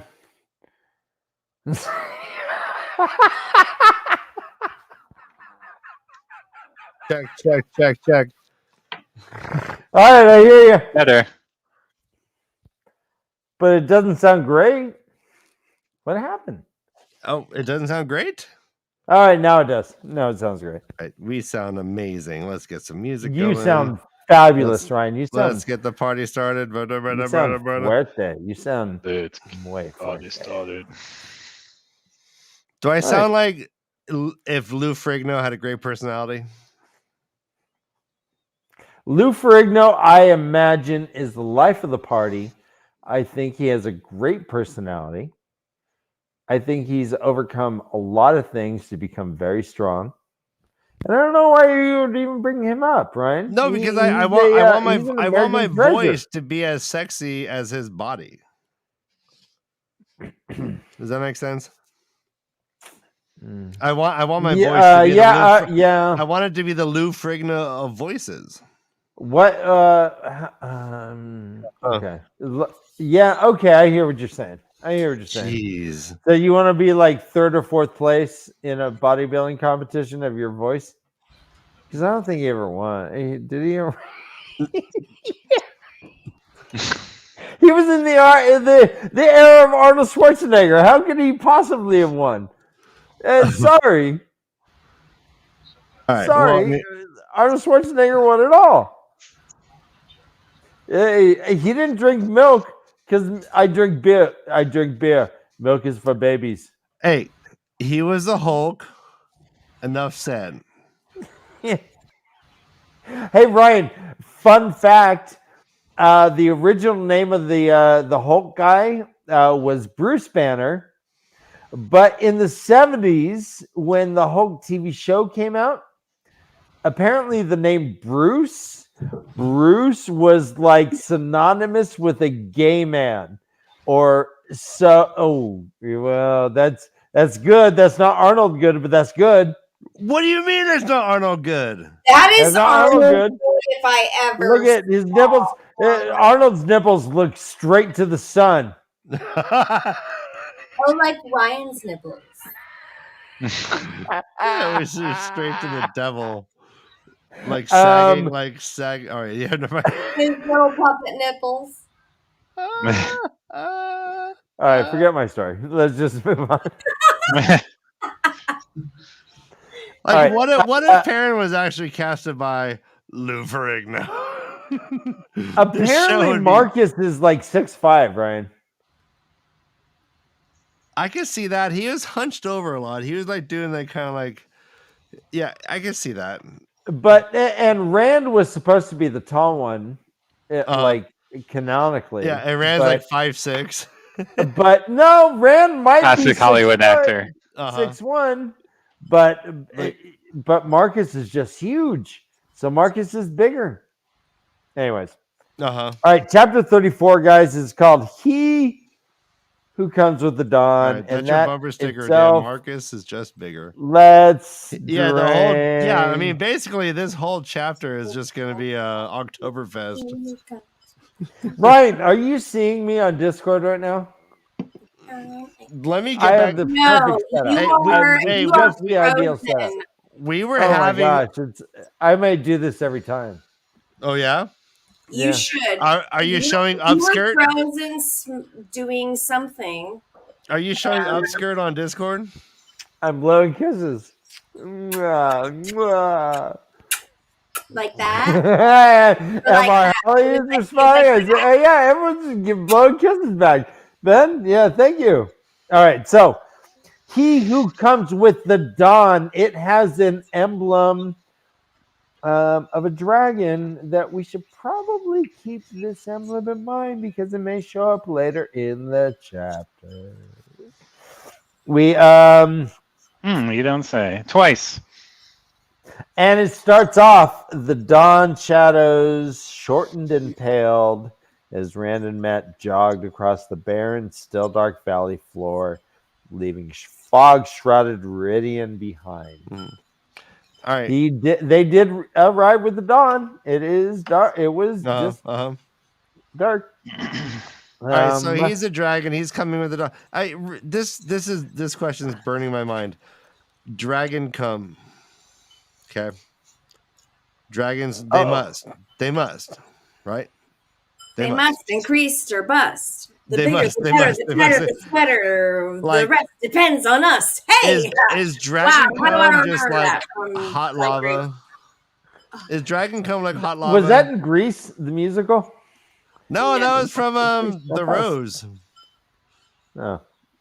right? Isn't it from the Rose? I honestly don't know what that's from. I only heard it as like a grade school, like Yeah, being on the playground. Oh, It's whoa. like It was Inka Binka like- number 9 Yeah, You're yeah. getting like, and all the getting girls would be like, shamed for or your. Inka how Binka you Bottle do Link. it. Is that what it is? You like, Engine you like, Engine go number do 9. these exercises to make your cleavage big, and you know. Yeah. Yeah. How'd it go? It's really pathetic. I do them and every week. horrible, like non-feminist situation. Ryan, pop up Lou Ferrigno. You know, Lou Ferrigno did one push-up every time. Give a fuck. Uh, All right, never mind. okay. All right, I don't know. the Lou Ferrigno story. I don't give a fuck about the other I stuff.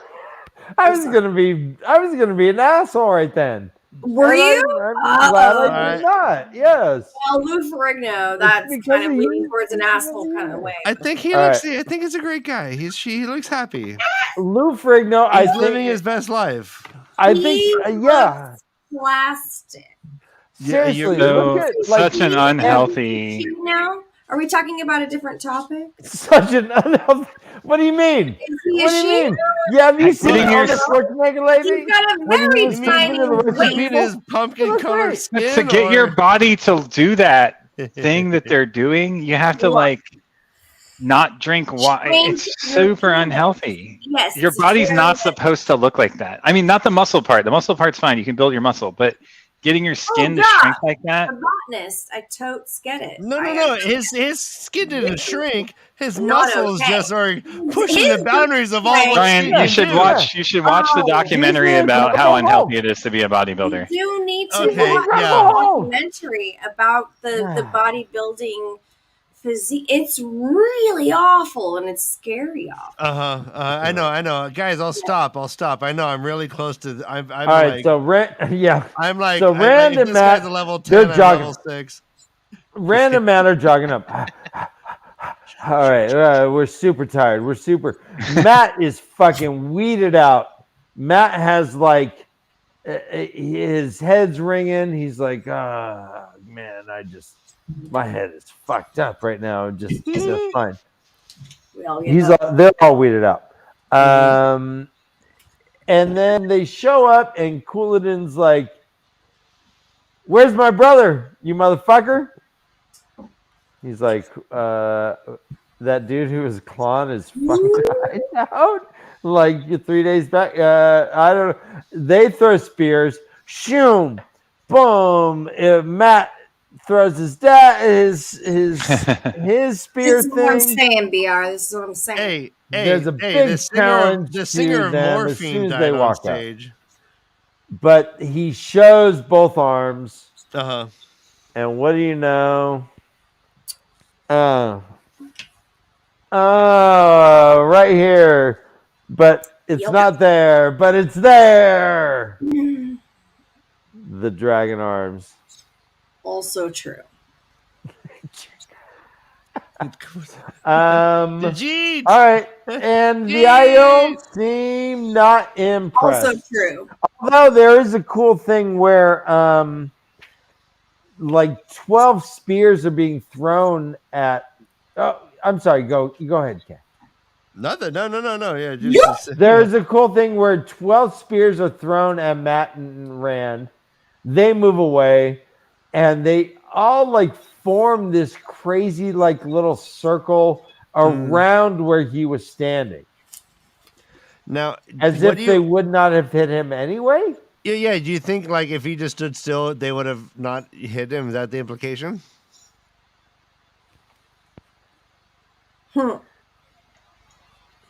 That's how I interpreted it. They all banged. Rolling to his feet, he found the spears all stuck into the stony ground, and they banged off one another. Though surrounding the spot he had jumped. on. Drink. They banged off each other. They banged off one another. Right. Yelp, they did. Yelp with a U. Yelp, they did. A barbaric yelp. Barbaric. 5 times. Go ahead. Okay, 5 times. Barbaric yelp. Barbaric yelp. Subscribe.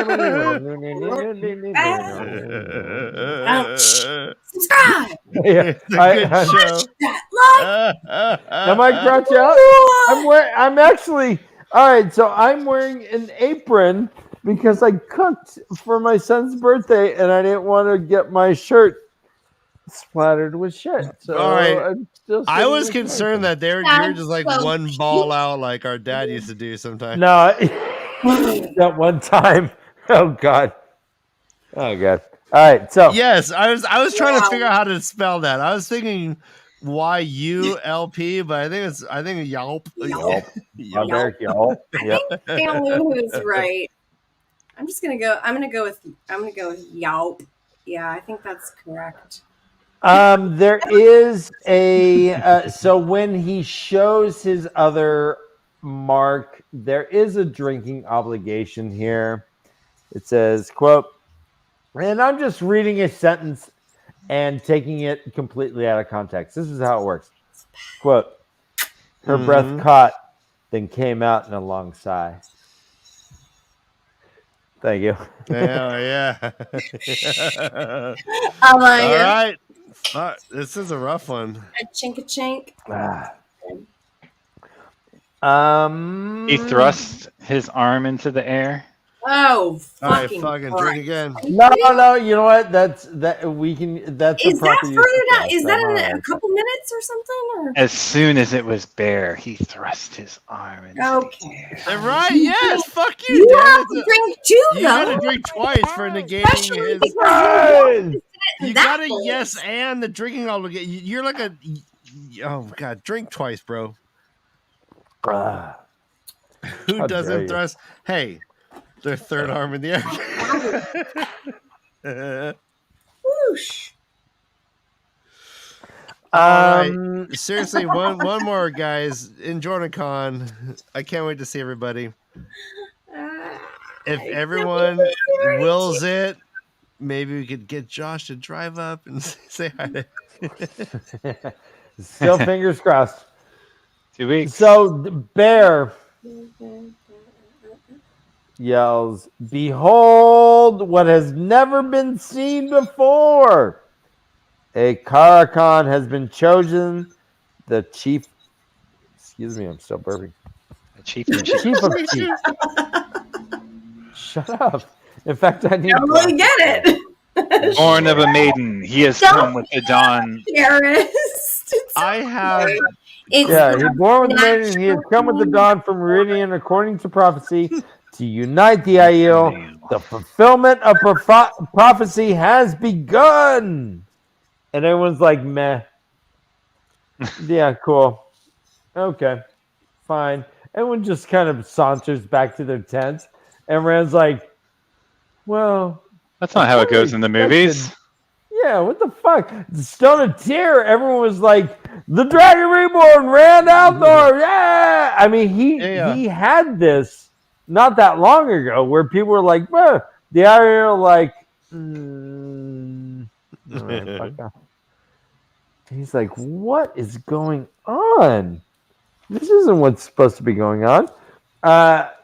He finds out that they were there for 7 days. They thought it was 1 day. They thought it was 1 day. They left at night. No, it was 7 days. And Moraine hasn't been back. And it's like, if you're not back in 10 days, then... Yeah. Who else wandered the desert for 7 days and 7 nights? 7... Wait, what? Jesus wandered the desert, right? 40 days? I'm 40 sorry, days. Was it 40? Gosh, I think that was Yeah. the question. Hey, in my Ryan, your I'm biblical knowledge is as good as your European geography. in my What little, does Hungary border? yeah, your Yeah, mom. all right. Austria. Your mom. I mean, it's Austria, Hungary. Come on. All right, anyways. Your mom. All right. You mean your mom? Our mom. Our mom. I was just trying to yes and this crazy ass chat, and like that's fine. You are doing Yeah, no, See, let's it's talk about the time dilation. Exactly. 40 Yeah. days is actually Yeah. 7 days. Yeah, so Moraine's still not dog back. years. Thank you, Dylan. Moraine's still not back. In We Messiah saw years. what And was we're going on with Come 10 with days, she might not come back. With Murden, we saw that we heard that he was there 3 days before Rand showed up. And Rand like caught up to him in those columns, and Rand kept looking over, and eventually he had fucking ripped out his eyes and was just like snarling and all this shit. He was there before Rand even showed up. Exactly. That was not their fault that happened. Obviously, like they showed up. He had already been there, and then Couladin, Cinnamon cumin. that guy was like, you killed him, I'm gonna get in. And then I was like, yeah, no, that didn't happen. But then, but Kate, as far as like the time thing, they're still mad. so Rand walked through, Murden was there, and then when he walked out, he saw that Matt was hanging and saved his ass from dying. Like in the nick of time. Well, I mean, right? did he? Yes, he did. Rand saved his ass. He cut him down with that blade, the sword spear thingy that's the kind of the name-ish. I don't. So that's that means how they Matt kind of was in described that it later ship. in the thing. I have it highlighted.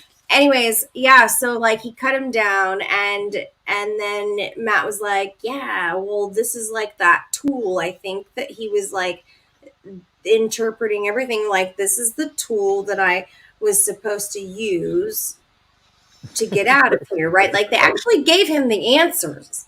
They actually gave him everything he needed. Rand actually cut him down with his Though. one power sword. Yeah, the Oh, did flaming he? sword. Yeah. Yeah, because Matt was He was hanging show by a off. rope from the spear. Right. Okay, I know. I'm sorry. Okay, I understood that. I mean, That just suggests with that the Matt. spear sword. But that suggests not that Matt his- was in that thing for And that a was week the as one. well. regardless, like Right? right, but so That was I think there's a question here in the chat. I mean, so what's the? do you think it's the fog that causes the time dilation? I'm more leaning towards the light was weird in there. Mhm. right? Remember, like the light was all like blurry and like red shifted, basically. Yes. And so, Hmm. I think it's more likely that Ruidian itself exists in this kind of zone outside of the normal flow of time, as opposed to the fog being the transitional element that causes the time dilation. But so I think once you're within Ruidian, it's just normal time. You experience it as the day, but in outside world time, it happens fast and slower. I'm gonna have to think about this one. I don't know. I don't want to jump onto a bandwagon of any kind. I don't want to like just jump into anything. I haven't thought about the fog actually that much, but it did strike me as weird when I first read about the fog. And the fog, like city or something, the city amongst like the mountains, forever in fog, yes, fog and something like that, right? Like so, that was interesting to me, and I was like, oh, I immediately was like, oh gosh, they're in a fucking different something. I thought they might be in a different like time, and have like time traveled, but I don't know that I like really think that anymore. So I just don't know what the fuck the fog means. But now the fog is like related to time in some way or another. So I don't know. I could ramble on about it forever. Josh, stop me. Remember I let's actually talk a little bit about Avienda and Moiraine going there as well. Well, so we see that Avienda went there, and she comes back, and she's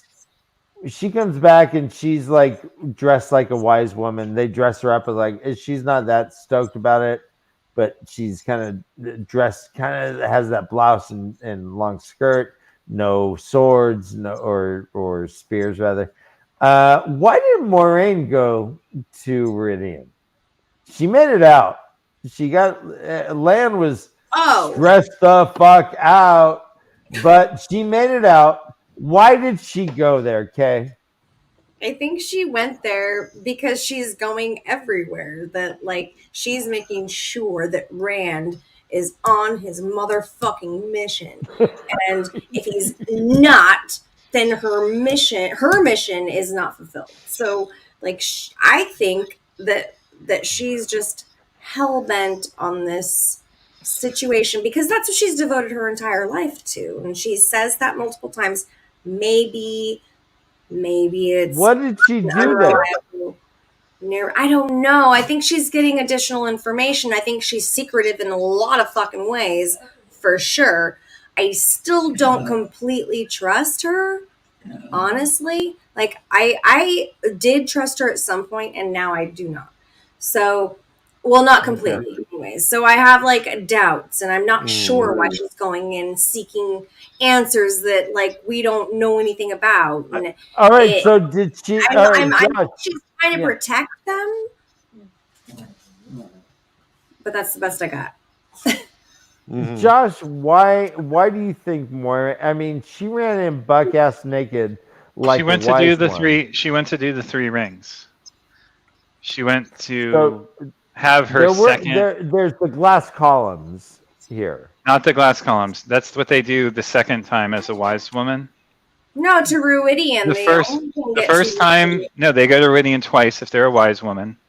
The first time they go, they do the 3 rings that are parallels with the rings in the White Tower. And they live their 3 lives. Right. And then they come out, and then they go in a second time, and they do the Central Plaza. Okay. Central Plaza. Well, guess that wraps it up, because hi, Brian Corkill. Josh has it. BC. BC.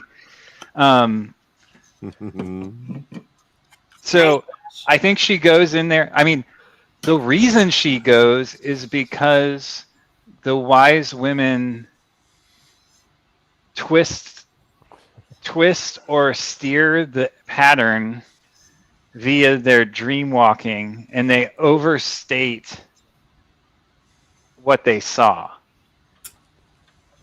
Right? They put the idea in her head as opposed to her coming up with it as they saw in their vision. And so then she has to go. Oh, okay. Oh, okay. Do you remember? Does that make sense to you, Kay? Do you remember that? I wasn't totally listening, to be honest with you. What? I'm gonna tell you, I totally spaced out, like partly. Honesty is the best part. And then I So, really listened the last chunk, and so I have a big chunk in the middle that's missing. They get through one ring. So, Okay, it's only one. yeah, I thought I got through one ring. I have no idea what you're talking about. So yeah, do you think that when they went through the red doorway? Oh, the red squirrely door. Well, like the do doorway. you think that there might be a connection between Moraine going to Ridian and that her interactions with the Eelfin? Through that doorway? That's the only doorway that there is, I think. Well, there's a ton of terrain rail in that place. What? Right? I think what Ryan's asking is one of the questions that she asked about herself to the Eelfin whether something that told her she would traverse Ruidian. Right, Ryan? Yeah. And I think Dane Lou's kind of referencing that. Why did Moraine go to Ridian in the first place? She was going there before Eelfin. She was on there. Yeah. She was heading there. Okay. So yeah. So you're It was one of the three questions. Yeah. So do you think that might be what's going on, or? Yeah, it's a good. Or good is she theory. just so searching for knowledge and stories? I remember she said she's a student of history. Well, and she was fascinated by how the wise ones had predicted so much in their letter that she received before she even had the idea of going. Yeah. She had the interaction. Yeah.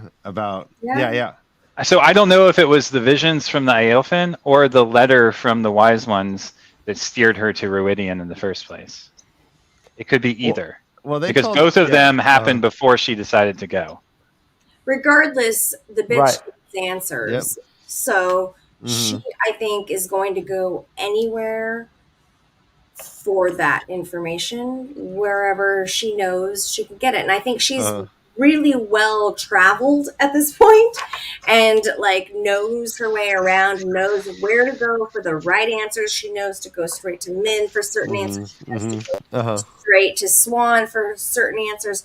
She knows where to go. This is not a first timer at this thing. She's been at this for a long time, her entire life, right? This has been her quest and her whole purpose. Well, not her entire life. Yeah. Right. Well, I mean, not her entire life, right? Not since birth or whatever the fuck. Yeah. But not since birth. Well, if she had met the Green Man before, I found it. A Cosmic Warrior. So there is, just to be clear, I know Dana said otherwise, but the quote is, in Ruidian, Amos said, you will find 3 rings arranged so. She drew 3 lines in the air, joining them together in the middle. You step through any one, you will see your future laid before you, and again in variation. So do they only go through one, or do they come back out and go through the other 2? I guess that's I always the thought question. they went through the other 2. Yeah, that's I great. did too. I always thought they went to them in succession. I assume so too, kind of like they did in the White Tower, but and as maybe the White she's right. Tower guides them more by pouring water on them and having someone walk them through. They do. The idea are fuck that. you. They You go were up there, you come helicopter back. parents, just Jesus Christ. Look at the parents these days. And then here's the rest of the quote about what they do. Some women never return from the rings. Perhaps they could not face the future. Some who survive the rings do not survive their second trip to Ruidian, to the heart. Ooh. Right. Which is the columns. The columns, yeah. Okay. Yeah, Awesome. so this is just a huge challenge, and they have to figure out these things in order to go to the next level, right? But in the first, to your point, Josh, in the first set of trials and tribulations, shall we call them, the first 3 rings, like they did right, Brother Dan, they had people like helping them. Right. At the White Tower, it's a whole Making sure they ceremony came out of each ring because it was like they were helping them through that. It was and in fact, it seemed like there were sisters that were sitting there channeling. Yeah, they had to like keep the door open with keep the doors open. Yeah. Right. Exactly. They gave them how much time you have in there, how much. Well, the door would only appear once, and they had to. Very specific about every detail about when you go through each one of these rings. So it seems like if you go through them again, then that would just be like another layer to that. But think about it this way. The Aes Sedai seek out women who can channel. They do that, and they're treated like a rock they don't know whether it's a fine gem or not. Right, and they cherish them and they lead them through. Whereas in the Aiel, any girl who can channel is essentially thrown into this trial, and the land is much harder. Right, like the Aiel are hard people. They have they don't need this like chaperoning essentially through this thing. Right, you can see it's like a cultural difference between the two. So I hear what you're saying, but it's like, how much of that is culture? How much of that is necessary? I don't know. You're right. I totally love that actually, because I mean, those cultural differences are so profound in this book, and I really haven't paid that much attention to it in that lens. So I really appreciate that. Yeah, it's cool. Look, it's cool to think about it. It has a lot to. It reminds me of like kind of rite of passage. Yeah. Where you like come back like recalibration with a tiger skin, or like you got to go out and like build like. It's very much like a survivalist culture versus like an initiation ceremony into a way of life, right? Yeah, and it's great to see the progression of it, because we saw intimately it happen to Egwene, and she's coming out and she's crying like this is just nonstop intensity, right? And like I felt like it was almost we postulated on the show is like, is this even necessary? Like, were these doorways even meant for this, or are they just using this for the wrong reasons? Like, this seems unnecessarily cruel. And now we're seeing like another iteration of it, and it's even crazier. No one's helping them. You got to run naked like for miles. Your warders, yeah. Your warders got to pick you up and carry you back, and like call like desperately to get the healing. Like it's so crazy what they have to go through. It reminds me of like I think we talked about this last show. It's like a peyote ceremony or something. You know, it's this like. Well, I was going to say the same thing. Without a shaman, you just have to run naked for miles. You know. Well, there's no shaman on your journey with peyote either. I mean, they're there to set you free, set you off, but no one joins you in the netherworld. Other than the spirits. Hey, Josh, I was there, but you couldn't see me. It's like when you see one set of footprints, that's me carrying you, bro. It's true. Footprints in the sand. Why hast God thou forsaken me? And it's just because I was there carrying you around. All right. That's when you were too weak, my son. You got some music for us, Ray? Let's jump back. Yep. The music stopped, babe. The music stopped. Ryan. All right. How about that? Lo-fi? We like it? Loop it, baby. It's looping. Loop it. Lan warns. Oh, before that, I guess. So Rand's like, all right, Rorg, do you see the same thing I saw? And like, yeah. No, forbidden. And Rand says, quote, I need to change what is permitted and what isn't. Rand told them levelly, become used to it. Egwin can say 2 because she asked him nicely. He's so fucking cool. And so Land gets to stay. Egwin gets to stay. And Is it more like, are all wise women, can they all, well, they all can channel because they're all. Yeah. I was just gonna say, yeah. BR, the answer is yes. Yeah. All women are wise. Let's just go with that. Sure. Yeah, I mean, well. Happy husband answer right there. I'm fucking stoked. That's right, VR. You got the big Discord smile right at you, buddy. All right, let's go on. It says, quote, they're talking about the sharing of water. And it's like, quote, according to the oldest stories, from the day the breaking of the world began until the day we entered the threefold land, only one people did not attack us. One people allowed us water freely when it was needed. It took us long to discover who they were. That is done with now. The pledge of peace was destroyed. The tree killers spat in our faces. And Rand's like, oh shit, the Kyrian.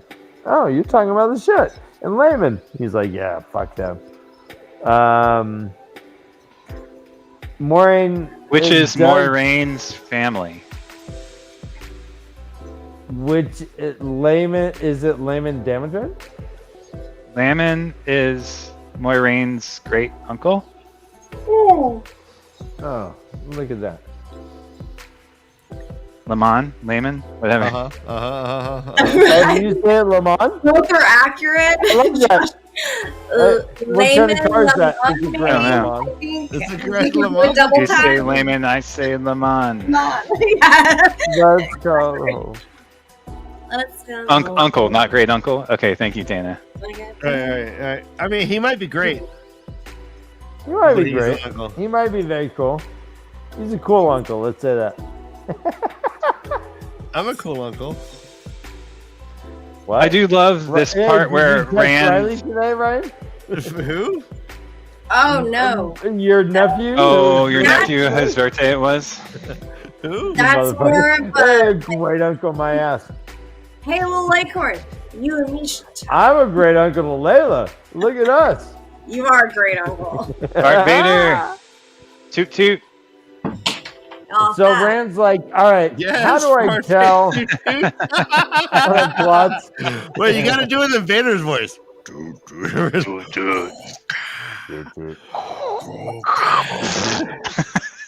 Fart.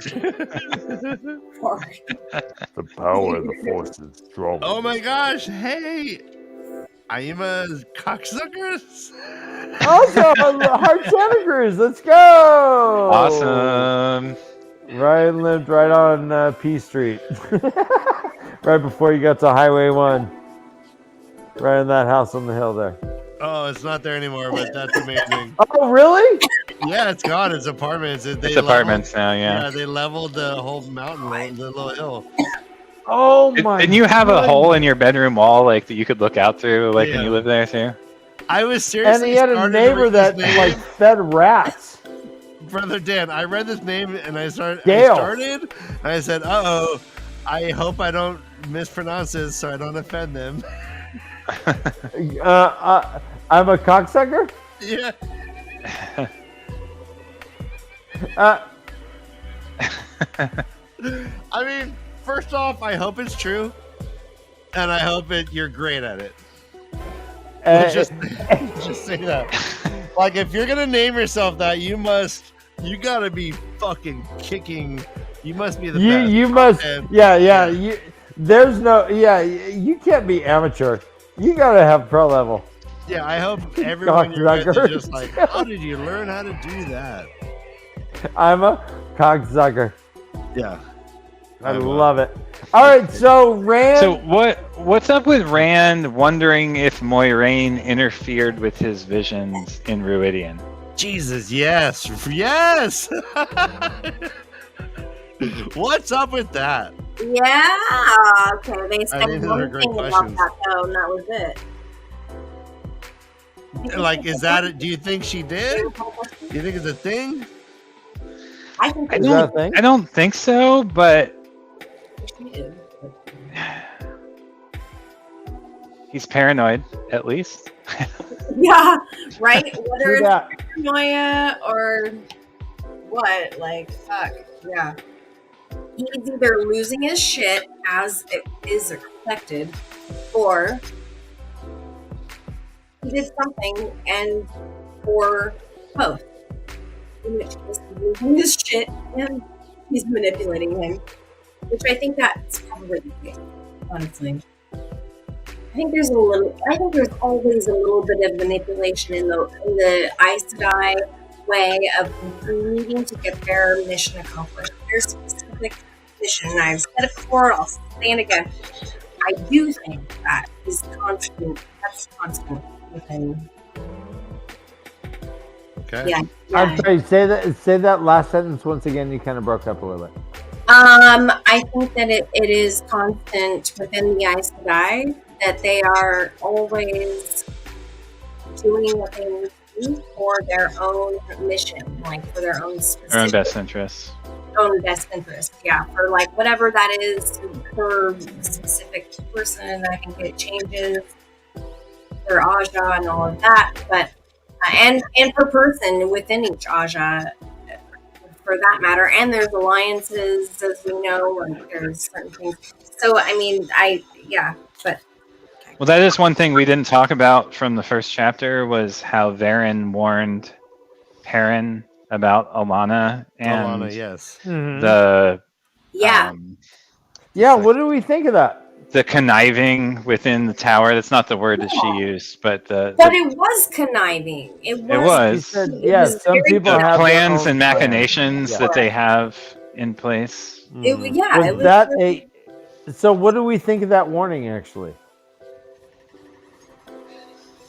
Well, if Varen has been turned by the Black Aja, can we take it as truth?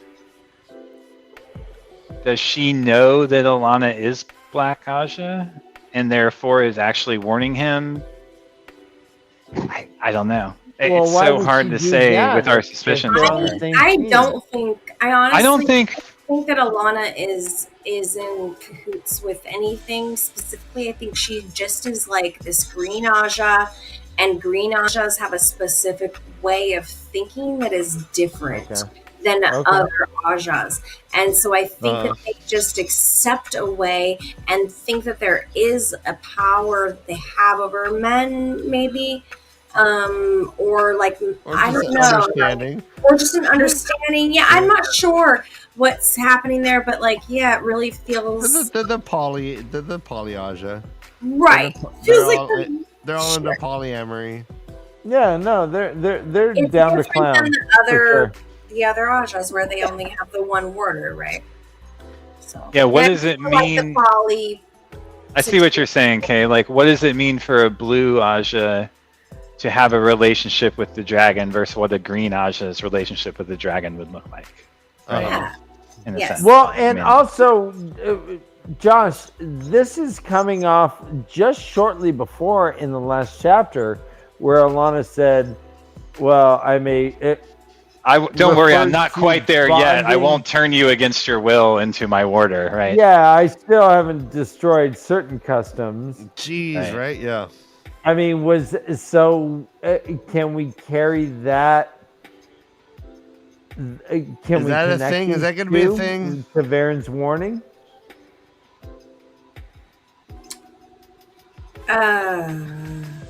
Well, I'm sorry. What was the question? If we can connect Alana suggesting that she would bond Perrin as her warder without Oh, right, his like against consent. his will. Do we think that's real? Yeah, and then Varen saying, "Hey, watch out for Alana." Right. It's a thought. Yeah, I mean, I liked that part. I thought it was weird. It definitely made us think about. I think it made me think about. I'll just speak for myself. It made me think about like the different Ajas and like how they work differently and like how they might work differently and how. But also, I was suspicious of Varen already, So I didn't really think this was something to be worried about. Okay. I mean, is Alana, I mean, a scale of 1 to 10, 10 being totally awesome, like, you know, ride or die, 1 being... No, she's not ride or die. I don't yeah. think she's ride or die Green Aja. I think she's like, I could see both ways. All right. I mean, like, she could very easily be like, Meh. So like a 5, a 4, a 6, I'm a gonna 3, a 7? walking over there for a minute. And then, what are you thinking? Oh, no, I like it over there too. Yeah, okay. Oh, like Plus or minus 5. wishy-washy. Plus or minus 5. What? No. Plus or minus 5. Where would you put her? Plus or minus 5. In like a what scale? What are we plus or Like minus? 10 is ride or die. 1 is like Ride or die I for have what? For completely Green Aja? my own agenda, and I will fuck your shit up. Wait, 5 is. Darren warned about Alana, so I'm saying I'm on a confused scale of 1 to about 10, where do we So, have no. Alana? I think she was saying it. She thinks that Yeah. like Alana is pliable and wishy-washy. It might be like Yeah, that's what I'm saying. Pick a side. Yeah, me- like okay, so like 3. I mean, like what's the in Okay. between the wishy-washy? I mean, side? Kay's already said she doesn't trust Alana. I think. Let me read the quote. So Varen says, "Watch yourself with Alana, Perrin." And then there's another chapter, and it says, "Varen's face did not change, but her dark eyes were suddenly bird bright and sharp. There are many designs in the White Tower. Not all are malignant by far, but sometimes it is difficult to say until it's too late. And even the most benevolent often allow for a few threads snapped in the weaving, a few reeds broken and discarded in making a basket. A TAVERN would make a useful reed in any number of possible plans." Right. So can we replace reeds with web lace of the pattern? Right. Kind of in that reading. I mean, yeah. Anyways. But aren't Yeah, the Battle Aja there to defend? So like, okay, so how do I crystallize this thought? The Aes Sedai means protector of all. What does it mean to be the Battle Aja in light of that? The Aes Sedai was servant to all. Servant of all. So what does it mean to be the protector? Is that the protector, the Battle Aja, are they defenders of the people against the dragon? Are they defenders with the dragon against the Dark One? Are they something yet again, a combination of those, a both and neither nor? I'm having a hard time crystallizing exactly what I'm trying to get at, but I think you see what I mean. There's a little bit of like uncertainty and gray area in which their role can be interpreted in light of their name and like. Well, also in light of the 3 oaths, so they cannot use the 1 power unless it's Under defense, right? What, Shadow Spawn, or unless their life is threatened or they're their warders or something along those lines. So the Battle Aja is pretty much, I would think, is used again. They can freely destroy Trollocs. They can freely destroy Myrddraal. They can freely destroy any of like the Shadow Spawn.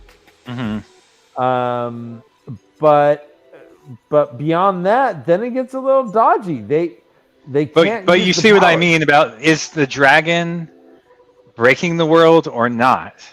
And at that moment of uncertainty about the dragon's role, there's an opening through which the Green Aja can step and act. Right? If they believe in defense, it's in defense because he's breaking the world, they can behave one way. If they believe keep in mind, the Ajas did not exist until after the breaking. The breaking, right? So this was all just females. I'm just saying, this time around, when he's breaking the world, so to speak. It's just a bunch of females being super fucking powerful. And then Super powerful. And what? Ruling. Like they know. Why is there so much infighting though? What? Why is there so much infighting? Like are Ajas even like if you're trying to correct this system and create a system where like more female channelers are going to be available at the last battle and you're turning the wheel, would you even have Ajas? No, I mean, like I don't know. Fact. Josh. All right, so let's get back to the chapter. Josh! So Rand is like, all right. Josh's answer.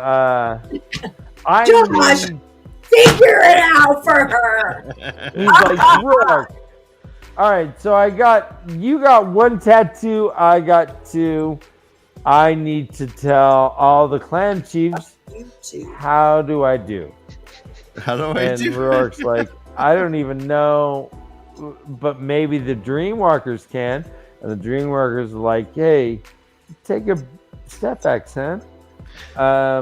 Let's just make the point real quick for anyone who's following along, also as a first-time reader, about that Rand saw his bloodline.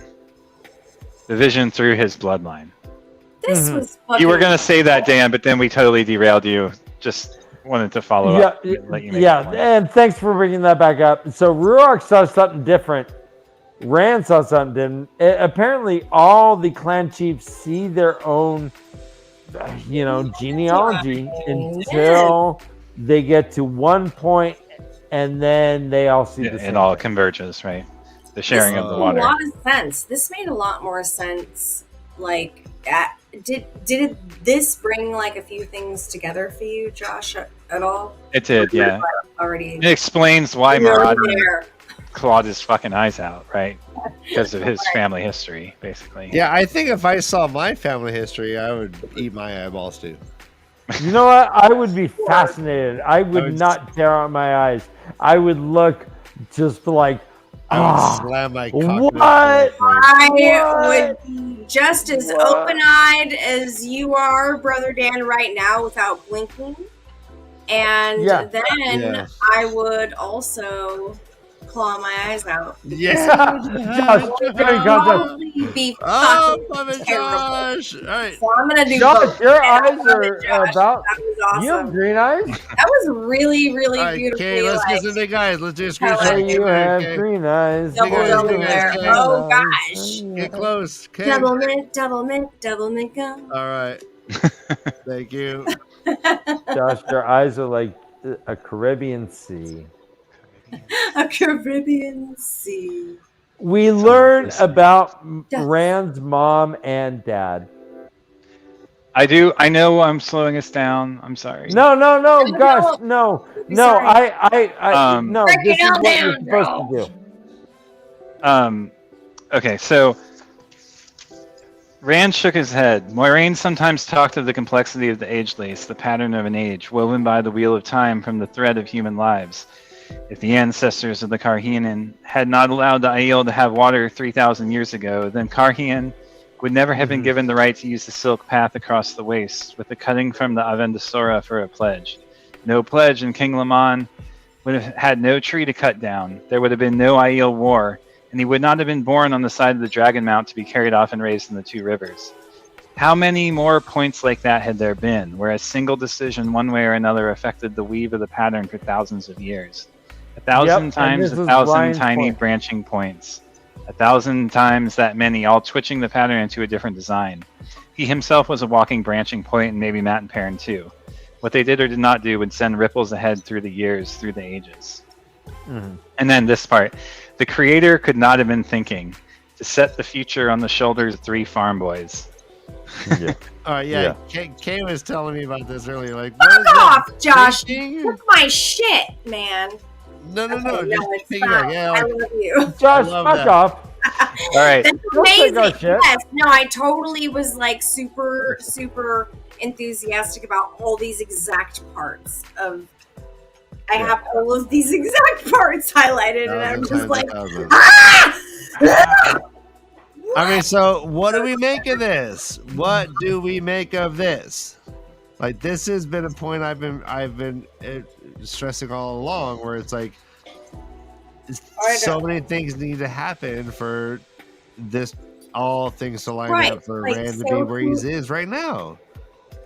So who's TAVERN, who's not? How did they get there? What happens? And he specifically brings up him and Matt and Perrin as like outside of this, as the walking threads, and the choices walking branching point. Yeah, walking branching points, and the choices they make will ripple through. But are the people making choices leading up to the right? Like, it's this is the free will. I mean, this comes back to episode. People would send ripples ahead through the years, through the ages. He looked at Matt hobbling up the slope. Okay, well that changes into something else, but this also goes back into that whole like the creator could not have been thinking. That whole thinking piece, the word thinking, yes, is underlined in my book because I was like, what the fuck is this? The creator could not have been thinking to set the future on the shoulders of 3 farm boys. I can't drop it. I have to carry the load, whatever the cost. Okay, fine, Rand. But like, why do you know that the creator can think? Why do you, this is a very different world than what Earth actually is in our time, where anybody is like, oh, God and things of these things. Like, this is thinking. Well, I mean, could he be arguing the opposite? Was he saying the creator could not be thinking? Could not have been thinking when he put everything in these. Is he saying like this? The creator does not think at all, and there's something else going on? I don't know. I also went to like a totally different stage in the next chapter, but it's a wonderfully open sentence, right? Right. Does the creator think at all? Right. Yeah. Is there a creator to think? Yeah. Or does it just mean that because there is no free will for those who lead the branching path, that the path is not branching at all, but is rather a rut through which the flow of time traverses? That's funny. I think of it opposite. I think as TAVERN as being the free will agents and everyone else not. Well, I mean, I think this comes back to the first episode of this season and something we've been talking about ever since. Like, both ways are viable answers. I get what you're saying, and I think that Rand's quote thoughts, as we see them quoted here, indicates that to be the case, that they are these branching points of the multinodal chaos, the multiplicity incarnate. But just as easily, in order, like you said, how many butterfly wings flapping were required to bring the chaos into the order that is Rand as the Dragon Reborn? If he wasn't, would there be yet another? Or does this have to be in order to fulfill the wheels turning? Right. I mean, I don't know, but I know, right? Ryan, I think that TAVERN have no free will, that the pattern pulls them to what they're doing at all times. Ryan disagrees with that. He thinks that TAVERN are the only ones with free will, and the whole world swings around that. But I tend to have a different agreement as far as that goes. Yeah, I'm more in line with you, I think, at the moment, that the TAVERN are strung along by the age lace more strongly than someone who isn't important in the story of the pattern, right? But again, I can go, it's either way. It's like I could see it easily going either way. Right, where TAVERN is just a tornado, and wherever they land, things adapt to it. Right. I mean, you could just as easily read it as he who makes the decisions in the moments of import can become the dragon, right? Is the dragon a state of being or a person? The idea of him being Luz Theron reincarnate makes it seem as though it's the person. And again, this goes with the messianic expectation and like the role, the Son of God aspect of Rand and the Messiah, and right, like in the sense that he's Luz Theron reborn, living again.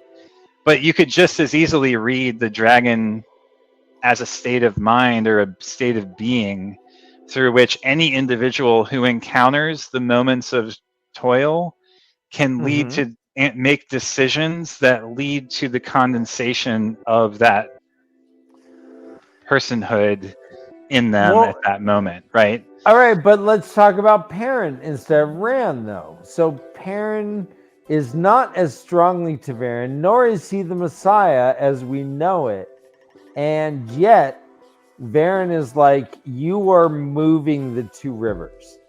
Whether you know it or not, you are shifting things just by yourself.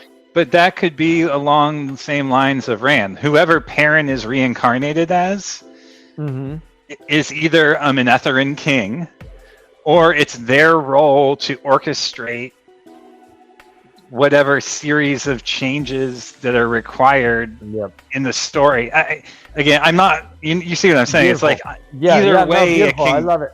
There's so many ways that you can thread that, right? It's like.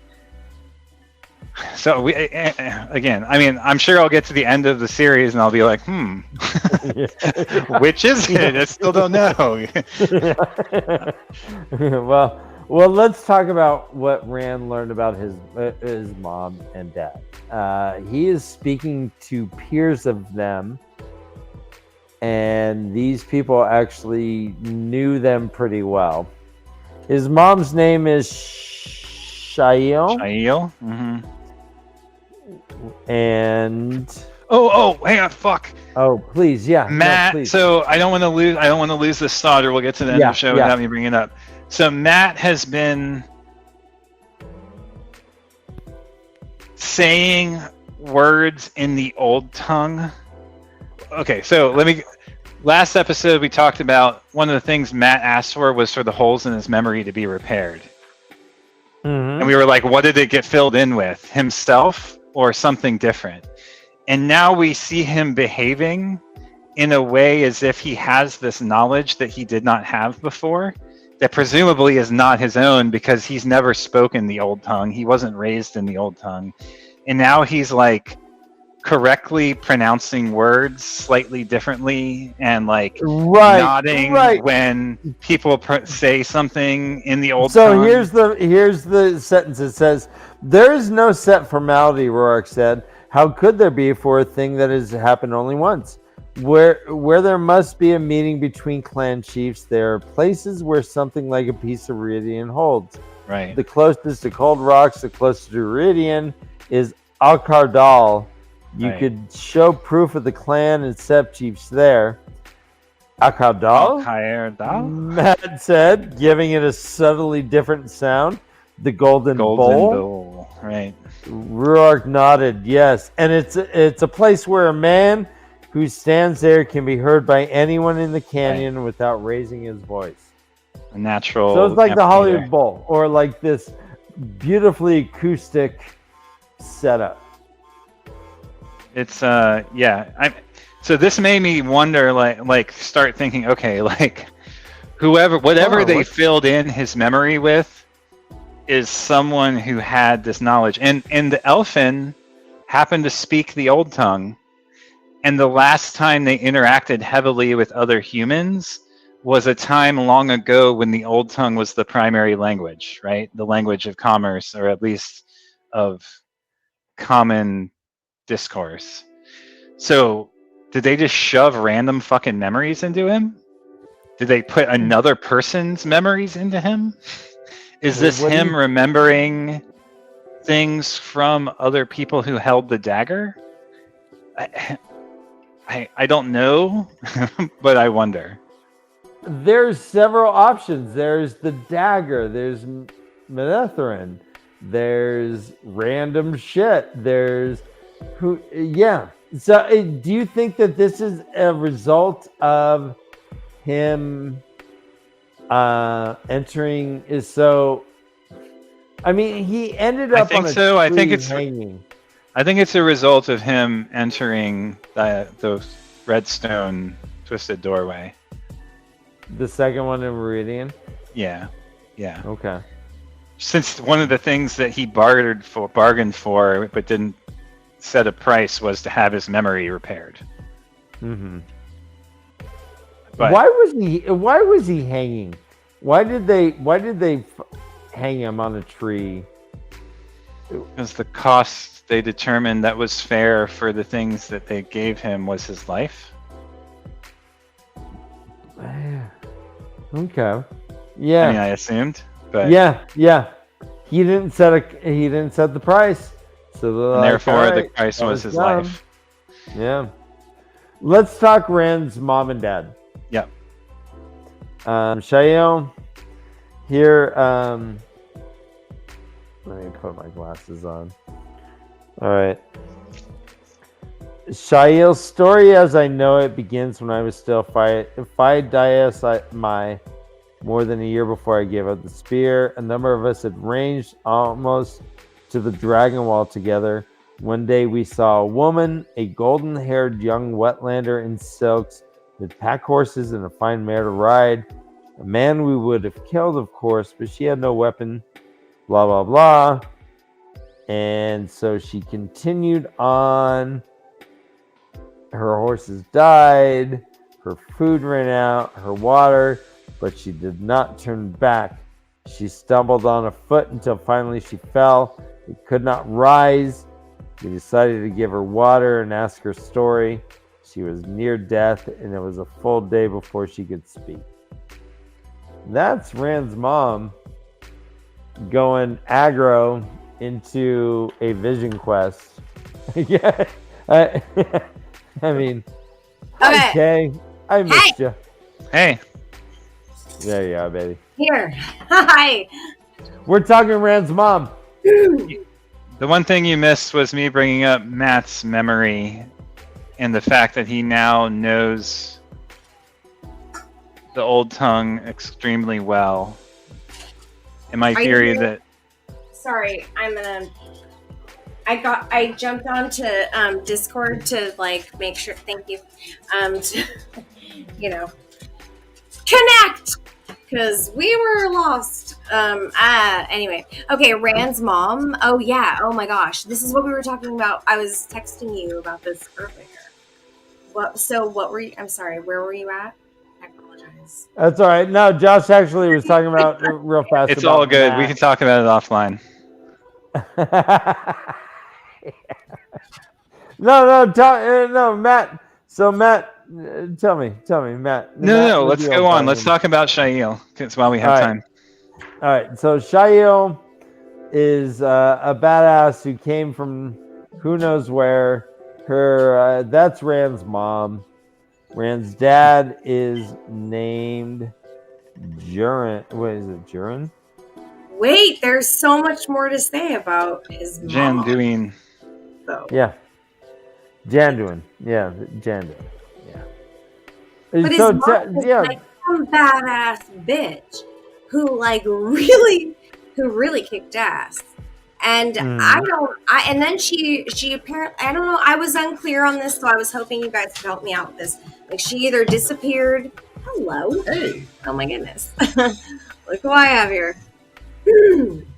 So, she either disappeared or she just fuck, that's distracting. Okay. All right. I'm gonna get used to this. What was I saying? Oh yeah. Rand's mom. She either disappeared or she died, right? So there's two different scenarios. What happened? Do you know? Disappeared. We got both in this situation. She died on the side of Dragon Mount. Yeah, but I thought that they also said she disappeared at some point, and then like when the father was attacked and killed, he saw the mother's face, Shail's face. So what the fuck is that about? Because I was thinking like, okay, well maybe then Shail maybe becomes the Dark One, or is like, and then there wouldn't that be fucking crazy? Like if we have this Dark One that's the mother, and then like the son is like the Dragon Reborn, and like, but the second son, which is also weird. Yeah, what's up with that? I don't know what that. Well, I might need to write that down. But anyways, yeah, there's so much that's happening here. So we were really focused on this whole idea that she saw, like the dad saw Shail's face on the man who killed him. So it says, no one had ever. He gave up his place as clan chief. Bayer said, no one had ever done that before. He was told it could not be done, but he simply walked away. He went north with the young men to hunt Trollocs and Murdral in the Blight. It's a thing wild young men do, and maidens with less sense than goats. Those who returned said he was killed by a man, though. They said Janduin claimed this man looked like Shail, and he would not raise his spear when the man ran him through. Yeah, so that is... But makes me think shapeshifter. Like, I was thinking that too. Like maybe you just see the thing that you betrayed, or like felt the. Well, worst what if it was Lanfear? Like, well, maybe it is Lanfear. Maybe it is Lanfear. We know she can appear as other people. Yes, of course, and so it could totally be her, like appearing as this person and then killing as this person that you have done wrong, this person that you feel the most guilty about, like your innermost tormented situation, because he talks about how horrible that was, or they talk about how horrible they described that whole situation. He was like tormented by the guilt-ridden by the fact that he did not let her go back. I can say it. Ryan. Thank you. I say it. My God. Come on, little Sash. I said it earlier. I'll say it again. It might take me a while, but I've asked little Josh to call me out on that. But yes. This is what made me think Lanfear. Follow the rules. Had she asked the moon on a necklace, he would have tried to give it to her. Okay. On that thought, hold the fuck on. All right, so find something else. Here's a question I have for you guys. So this woman was able to, like, in the description, they said somehow she was able to convince them to give it a try. And then later on is described that she was able to make a clan's chief, like a well-respected clan chief who's... TAVERN. So are we? Is that what you're feeling? Are you feeling like... Okay. Yeah. All right, so you're feeling like Rand's mom was TAVERN this whole time? And Guitarro Moroso. So she was wealthy, right? She was wearing silks and had a fine horse. Okay. I mean, she was told by an... Is that a sexy horse? Or no, hold on, though. Like, wasn't... No, that's a good point. Wasn't the mom... Didn't the mom also... She was, like, transporting silk, and so had lots of silk. She was transporting silk? I thought that's what she was doing. No, she was just she was wearing... She was just on a hardcore vision quest. No, not... Okay. Yeah, one day we saw a woman, a golden-haired young wetlander in silks with pack horses and a fine mare to ride. Okay. All right, I'm just gonna. We would have killed. Golden-haired young woman. Who does that sound like? Who's got golden hair? Who have we met that has golden hair? Are you quizzing me? I'm asking you. Are you all quizzing me? Yeah, we're all quizzing. Everyone in the world is looking at you right now. Which of our main characters has golden hair? Main characters? Ooh, interesting. I'm leaving. Right. Oh, no! She puppeted out. I'm gonna pup it out. Shoot, down Oh, it's just Josh. That's a rare.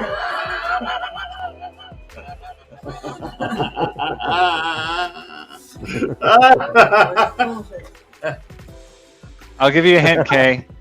Rand kisses her. Rand kisses her. Bye. Elaine. What? Elaine. So this would be totally fucked up. But what if Elaine and Rand are related? Wow. Okay. I love it. I love it. Let's try it down, Rand. All right, yeah. So Rand are kissing cousins. What or if kissing transgender and the maybe she's the older brother after all? That's what I was going to ask. Who is the older brother? That's what I'm wondering. I don't know. Yeah. And if all you've got is Elaine, then I'm gonna go with Transgender Elaine. Gladriel? Or that makes more sense to me than anything Wait, else. Galadriel? Gone? Gawain? Gawain, the fucking Gawain? idiot. Yes. The idiot that's dating Elaine, for sure. I could totally get on board with that as being the idiot brother. Of Rand? Yeah. So is it Galad or Gawain? No, Gawain. Gawain is not related to her, though. So Galad. Galad is the one that Elaine. Galad is Elaine's blood brother. No, Gawain is the blood brother. Well, Galad then is maybe the there's half like brother. Oh, the other way around. I'm getting mixed up. So he's not my Galad, I brother. guess. I hate Yeah. him. I don't know. I don't think that's Rand's brother. Yeah. Maybe. Okay. He doesn't. Yeah, maybe. The only thing we really know about him is he's a warder, and he always does what's right, regardless of who it hurts. I think is how we describe it. So the thing we know is that Galad is Elaine's half brother, and Gawain is Elaine's full brother. Okay. But Rand has met both. What? So Galad has. Rand's met both. Yeah. In the And Galad is the only tower. option as a possibility, Or in the castle. which means that In the castle, yeah. Oh, wait. What's going on? I feel like dominoes are falling in Kay's head. We were trying to figure out who is the older brother that is referenced by in this story about Rand's mom. And I don't think we know yet. I mean, I don't feel like I know. I don't have enough information to judge that. brother, and then that means that maybe. Wait, who's Galad and Gawain's mother? Morghese. So Morghese. Well, even if Fucking Morghese. Shut up, Josh! She's on to something. Josh. you see where I'm saying, right? So if Elaine and Rand are connected, then Morghese could be related to Rand's mom. So you Well, think what if that that is Shael that we know her came from like Andor? What if that is Rand's Wait, mom? Morghese? Yeah. No, Rand's mom is... She died? No, she was... Shael. Yeah. Did she for sure die? I don't know. She did. But are they sisters? Fine. Yes, absolutely. They're sisters, and these are cousins, and these are kissing cousins, and this is crazy. Alright, so no. Fucking So you were cousins. saying the lad is... The half brother. That is Rand's brother. Rand. Rand's half brother, the lad. All right. What do you think, Todd? I mean, Josh. What do you think, Josh? I don't have enough information to decide who the brother is. I don't feel like I've been given the clues I I don't need. know either. I don't even know if this is true. This is all just me talking out of my ass at this point. But No, but No, like, me too. I'm but you seriously. picked up on the golden hair, and it's like, there you go. Could it be? You know what? Could All it of be it- Cullinan? all of it makes Is sense. Cullinan the half brother? Here, Josh, guess That'd be a what? twist. What I've learned is that everything is fucking clues, and we are not to like. That's why we're reading so slowly, because we're supposed to be picking up on all these fucking clues. But I don't actually know, and I'm not given any information. That's for fucking sure. But I am trying to figure it out as You're I doing go. great, Kay. And Yeah. where have we heard the name Guitarra Moroso before? Okay, so the only time that I've heard that was in the prophecy before, where they were Moraine and Swan were talking to Guitarra Moroso. Killing and it! they were Guitarra Moroso was dying, I think, and Yeah, and she was the last Aes Sedai with the foretelling. yeah, she's the last one. Uh-huh. She said, Hey, like, you this fucking is killed gonna it. happen, that there's going to be a dragon reborn, but take care of it. Prophecy. And that's all I have to say about that. So if this woman, Rand's mother, has spoken to Guitarra Moroso, and Guitarra Moroso was in the White Tower, does that mean Rand's mother was in the White Tower at some point? Well, is Is Rand's mother being Aes Sedai? Wait, why are we assuming Guitarra Moroso is in the White Tower, though? Well, I mean, because Aes Sedai are in the White Tower? I mean, like, we met Moraine and then Two Rivers. Yeah, but that's kind of an unusual thing, right, for them to go into the country. They hadn't seen an Aes Sedai in Two Rivers in generations. Do you think Rand's mom's from the country? No, I think what you're saying is she left the tower and ran into the waves. Yeah, I don't know. I mean, I'm just thinking out loud. Like, Well, so like Shail couldn't. I don't know what this has anything to do with anything, but like she couldn't. She was supposed to go back because she became a maiden. I don't know what this has to do with. why was she supposed to go back? She was supposed to go back and her husband was supposed to make her go back because it was like the rules. We talked about this before. Yeah. So like it was. Wait, her husband who's an Aiel or her husband who she left? She has two her husbands. husband who was who was a chief. A clansman. Okay, that's her second husband. Her second husband. Oh. Yeah. Go back Had the and relinquish her spears. Yeah, like relinquish your. You're not supposed to like wield a spear while when you're pregnant. carrying a baby. So That makes sense. Right.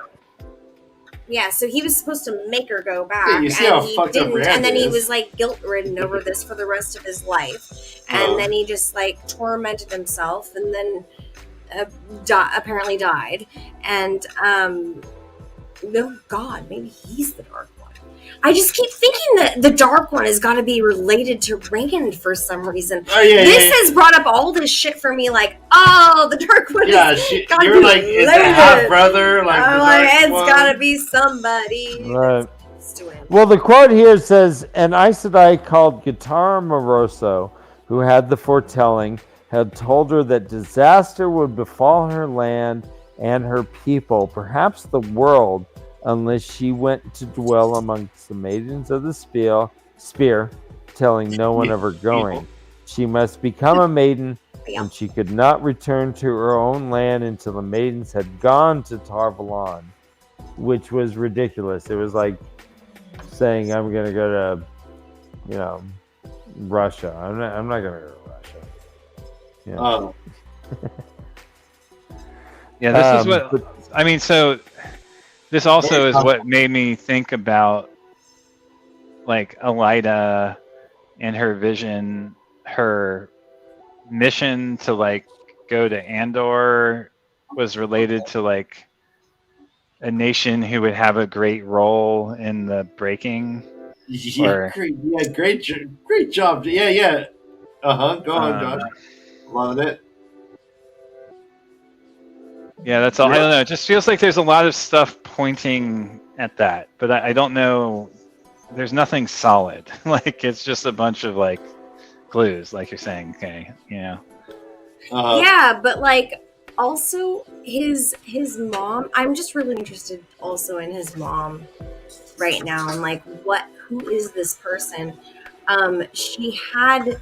It says about. Oh, okay, let me find it. It says like her land, it like implies that she has a lot, right, to lose.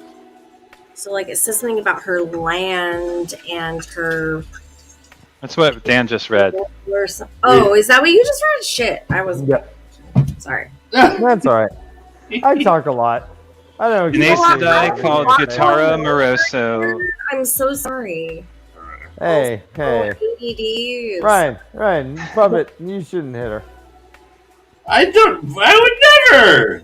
I just thought you Will Smith her right now. Slap. It's called foreplay. Hey, keep Guitar Morosa at your fucking mouth. Keep Guitar Morosa out your fucking mouth. That's funny. But Rand's dad is also pretty badass. He was the youngest clan chief ever. He seemed to bring people together, and he led. It says, "quote People listened to him and would follow him, even those not of his clan. It was the beginning of the third year of the search for Layman. It was so he fought. He was the one who led the battle over the Dragon Wall to avenge Layman's sin. And apparently it was like third year into it. He and Shael fucked. About second year into it, third year into it, there's baby Rand.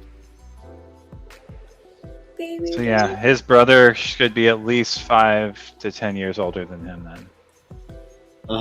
Right, if they were there at least 3 years, and Shael, and it took a year for him. For a couple years. Took her a year to train to become a maiden. Mm-hmm. So let's say 4 to 5 years there, and who knows how old the baby was when she left, or right? the child this is was. the fun part, right? Like deciding, okay, how much older than Rand is this brother? Half brother. Yeah. Brother. Mm-hmm. And then where the fuck was he born? Right. So when, where? There's lots. So Rand's father killed Moiraine's uncle. Wait, what? Rand, Rand's father killed Moiraine's uncle? Killed. Yeah. Yes. We think Rand's father is Tam wasn't part of the Aiel. No, Rand's real father, Janduin. Oh. Rand's biological father killed Moiraine's uncle. Killed Layman? Yeah. He was part of he was part of the group. I don't know if he did it. He led the group to kill to avenge Lamon's sin. Okay. All right. So you think? Oh, okay. It was the young as he was. It was he who led Tarad and Nakai, the Ren and Sharad, to seek Lamon's blood price. So so BR is asking, John Dwayne killed Layman. I mean, we don't know that for sure, but he led the group of Aiel who went to kill Layman.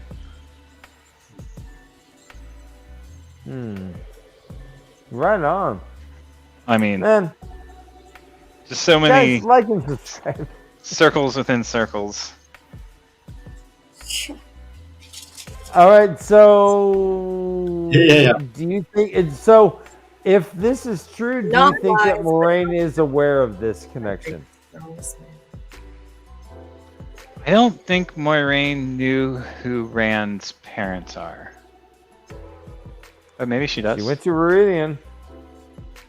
I think she absolutely knew who Rand's parent. I think she knows everything about Rand. Well, How did she find that information out? I don't think she knows everything about Rand, but I think she absolutely has these inclinations because of who she is as an Aes Sedai and how she's been trained. So there's that, and then maybe she found that from the Aielfin. Maybe. And then she also utilizes them. I do think. Yeah, she utilizes all of them. All of the Aelfin, Aelfin.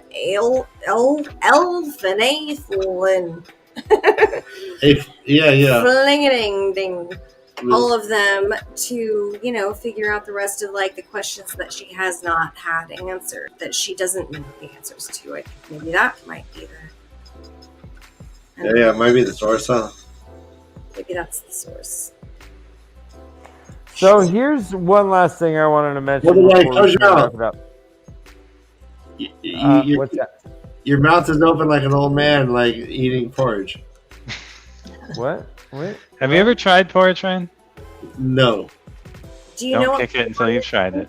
No. Yeah. Of course, porridge is delicious. what is porridge? I would love to know. There's all different kinds. There's No. I used to ask my mother because I'd read like He was Paddington gonna Bear ask in the books. Sorry. All right. You tell us about your mom. What is porridge, Josh? What's porridge, Josh? I like rice and lentil porridge personally. Oh, good. Can you make anything You into can make a it from porridge? oat. You can make it I from think a porridge any is kind like of grain, grits, really. kind of. Am I wrong? Grits or oatmeal, kind of like that. It can be. I mean, Something like- that you put a dab of butter on top. Isn't It's it like yeah. comfort food? And then you put a dab of butter on it's top. like comfort food. Yeah, I mean, Like sure. warm, always warm, or is it cold sometimes? Dude, cold Whole porridge. porridge is for what? What are you, a peasant? Orphans? I might What be are an you, orphan. an orphan? Is I it might like- be an yeah. orphan. I might be little orphan Annie. You don't know. Lisa, I want You some might more have cold it. porridge. No, yeah. It's always served in 3 different bowls at 3 different temperatures. Yeah, one is too hot, one's too cold. Can I have That one's more, please? And actually, that's what happened. It was the one that was too hot. They just gave it 2 minutes and then it cooled down. That was fine. And it was- Wait, what is the difference between gruel and porridge? Gruel is watery porridge. Gruel is watered down. Watery porridge. I'm partial to pongal What myself porridge? as far as porridges go, but Pongo porridge? just pongal. It's a South Indian lentil and rice porridge, spices. No, come on. That's a So that's not a porridge, is it? It's like Totally a delicacy. porridge. It's That's technically a watery curry. No, we're saying gruel does have negative connotations. Absolutely. yeah. Gruel. Well, I mean, Hey, it's all in the hey, marketing. But if you went to Josh's house and he said, "Do you want some gruel?" You eat that fucking gruel. And You know what? Well, you know what? What if gruel was called joy? I would eat it. And you're like, hey, do you want a bowl of joy? You'd be like, yeah, I'll take a bowl of that. It's called gruel. Yum. Who the fuck wants a bowl of gruel? True story. One time I went to Josh's house. He said, "Do you want some wasabi mashed potatoes?" They were the color of Kay's hair, and they're the greatest things I've had. They were purple They were potatoes. purple with wasabi? Yeah. Purple They were wasabi purple potatoes. wasabi Yeah. mashed potatoes. It was amazing. All right, so Purple wasabi mashed potatoes. so the whole truth, according to Amos, is, or Bear rather, is, quote, in this case, the whole truth, the truth only known to wise ones and clan chiefs before this, is that you are our doom and our salvation. Without you, no one of our people will live beyond the last battle, perhaps not even until the last battle. That is prophecy and truth. With you, quote, he shall spill out the blood of those who call themselves Aiel as water on sand, and he shall break them as dried twigs. Yet the remnant of a remnant shall he save, and they shall live. A hard prophecy, but this has never been a gentle land. She met his gaze without flinching. A hard land and a hard woman. Let's go ahead and drink to that. So how do the Tuathan, the traveling people, fit into this? Well, we saw them in Rand's visions per se, right? Right. So I mean, are they struck down as well, like they were during the breaking? Or are they not considered Aiel in the context of this prophecy? Oh, I see. Are they part of that remnant of a remnant, or are they part of the destroyed? I hear what you're saying. What do you think? Tinkers. Thanks, Matt. I don't know. I mean, I imagine. I mean, the Aiel. The Aiel intentionally do no longer identify with them as Aiel because they followed the way of the leaf, but the Aiel separated from them to use the spear, right, and to serve the Aes Sedai. So it's like what we see in Rand's vision is the breaking of those bonds.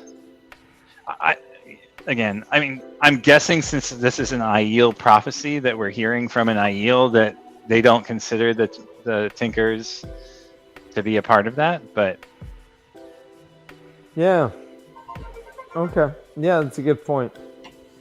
I never thought of the Tinkers as far as in regards to the Aiel prophecy, but by all rights, they should be included. That's a good point. So what is Rand planning, Kay? What rule is he going to break? He's breaking rules. He's breaking all the rules. Breaking the law. Breaking the law. Breaking all the rules. Breaking I the know. Like, oh, fuck. I don't know. Gosh.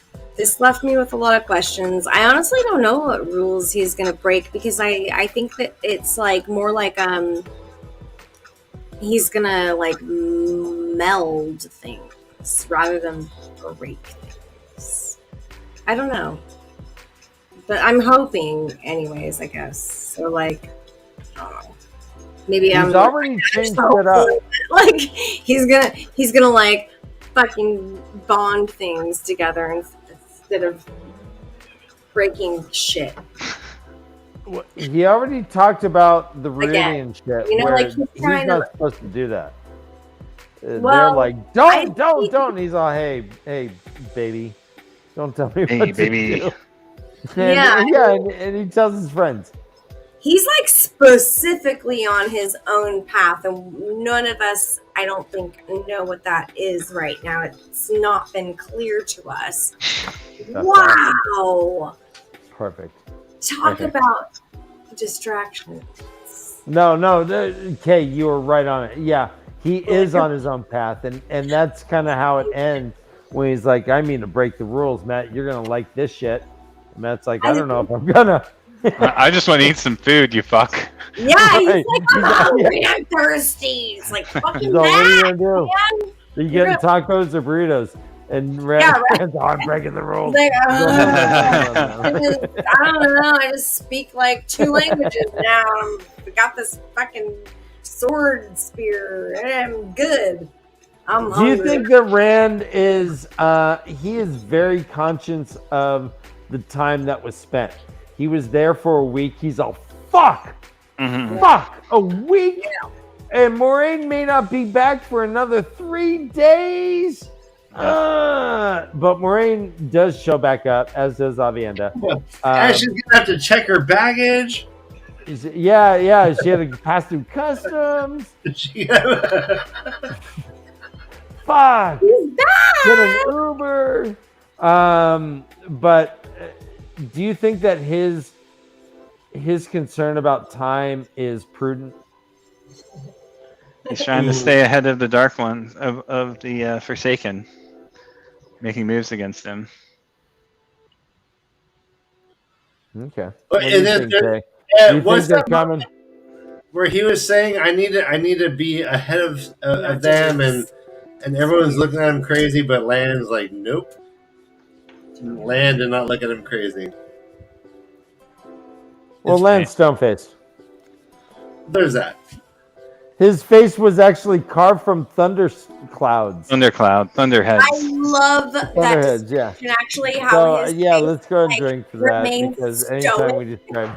Yeah, there's about 5 of those descriptions in this chapter. I know. It's so great. It's so great. I love that, how he just like remains stoic the entire time. The women had to sit on him for half the night. Oh, God damn it. All right, I'll drink. Okay, Ryan. Thank you. I'm They low are. battery.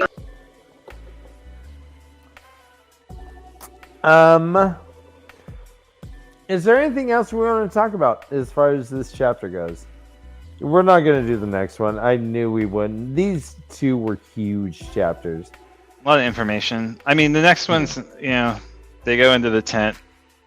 Well, oh right, there's the dream vision with where she comes as the monster. Yeah, she Beetlejuices all over. Yep. That's how I see it. She just becomes like this Beetlejuice snake that's like eats her face.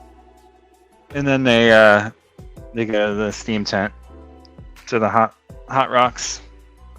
The steam tent's pretty sexy. Lots of naked lady. And fuck it, we'll just What is there anything about that? There's let's see. There's some gender role stuff in there. There's some. I don't know. It's like, they sound a lot like Moiraine about Rand. Like the wise ones. Right. Just like putting work on us like that. We gotta keep him under our reins, keep him reined in so that he doesn't go off. Well, here's one thing I want to mention actually. So it says, Egwin says, "I won't tell." Egwin says slowly, "Wise one is the wind finders, women able to channel among both, and none who had taken the 3 oaths, bound by the oath rod. The oaths were supposed to make people trust Aes Sedai, or at least not fear their power, but Aes Sedai still had to move in secret as often as not. Wise ones and windfinders, she was willing to wager, had honored places in their society. Without being bound to supposedly make them safe, it was something to think on." Yeah. What do you think of that? I mean, so in the land that we have, the Aes Sedai, because of this history of a breaking, they take an oath to do this for women who can channel. However, other societies have women who can channel. Well, I think do not do this. The way I thought of it when I read it is about like weaponization, right? Like the Aes Sedai have weaponized the one power, and therefore they're feared and revered, and therefore bound because of the valid or not weight put on their shoulders of the shawl when they're initiated into that weaponized nature of the one power, right? Whereas these other cultures, they very much use the one power as a tool as opposed to a weapon. Great point. That's a great point. Yeah, we haven't seen any aggression with the Windfinders using their power or the Aes Sedai. I'm sorry, the Windfinder did light fires on the ship. Yeah. So I mean, it's not totally. But it seemed like it was self-defense. It was self-defense. Yeah, I mean, an Aes Sedai could have done the same thing then in that case. Right, but the Aes Sedai are the weaponized version of this thing and the refined version, right? There's like a school where they teach them, right? It's the Hogwarts, right? / military academy of the one power, as opposed to the like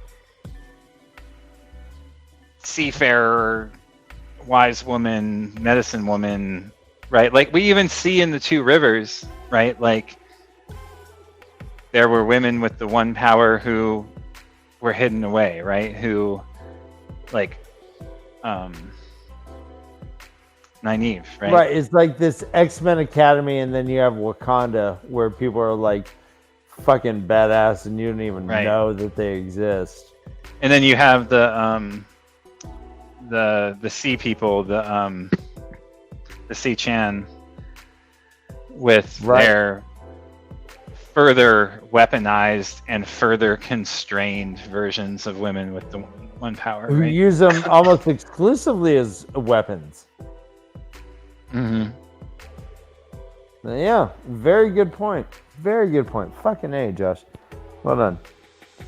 There's,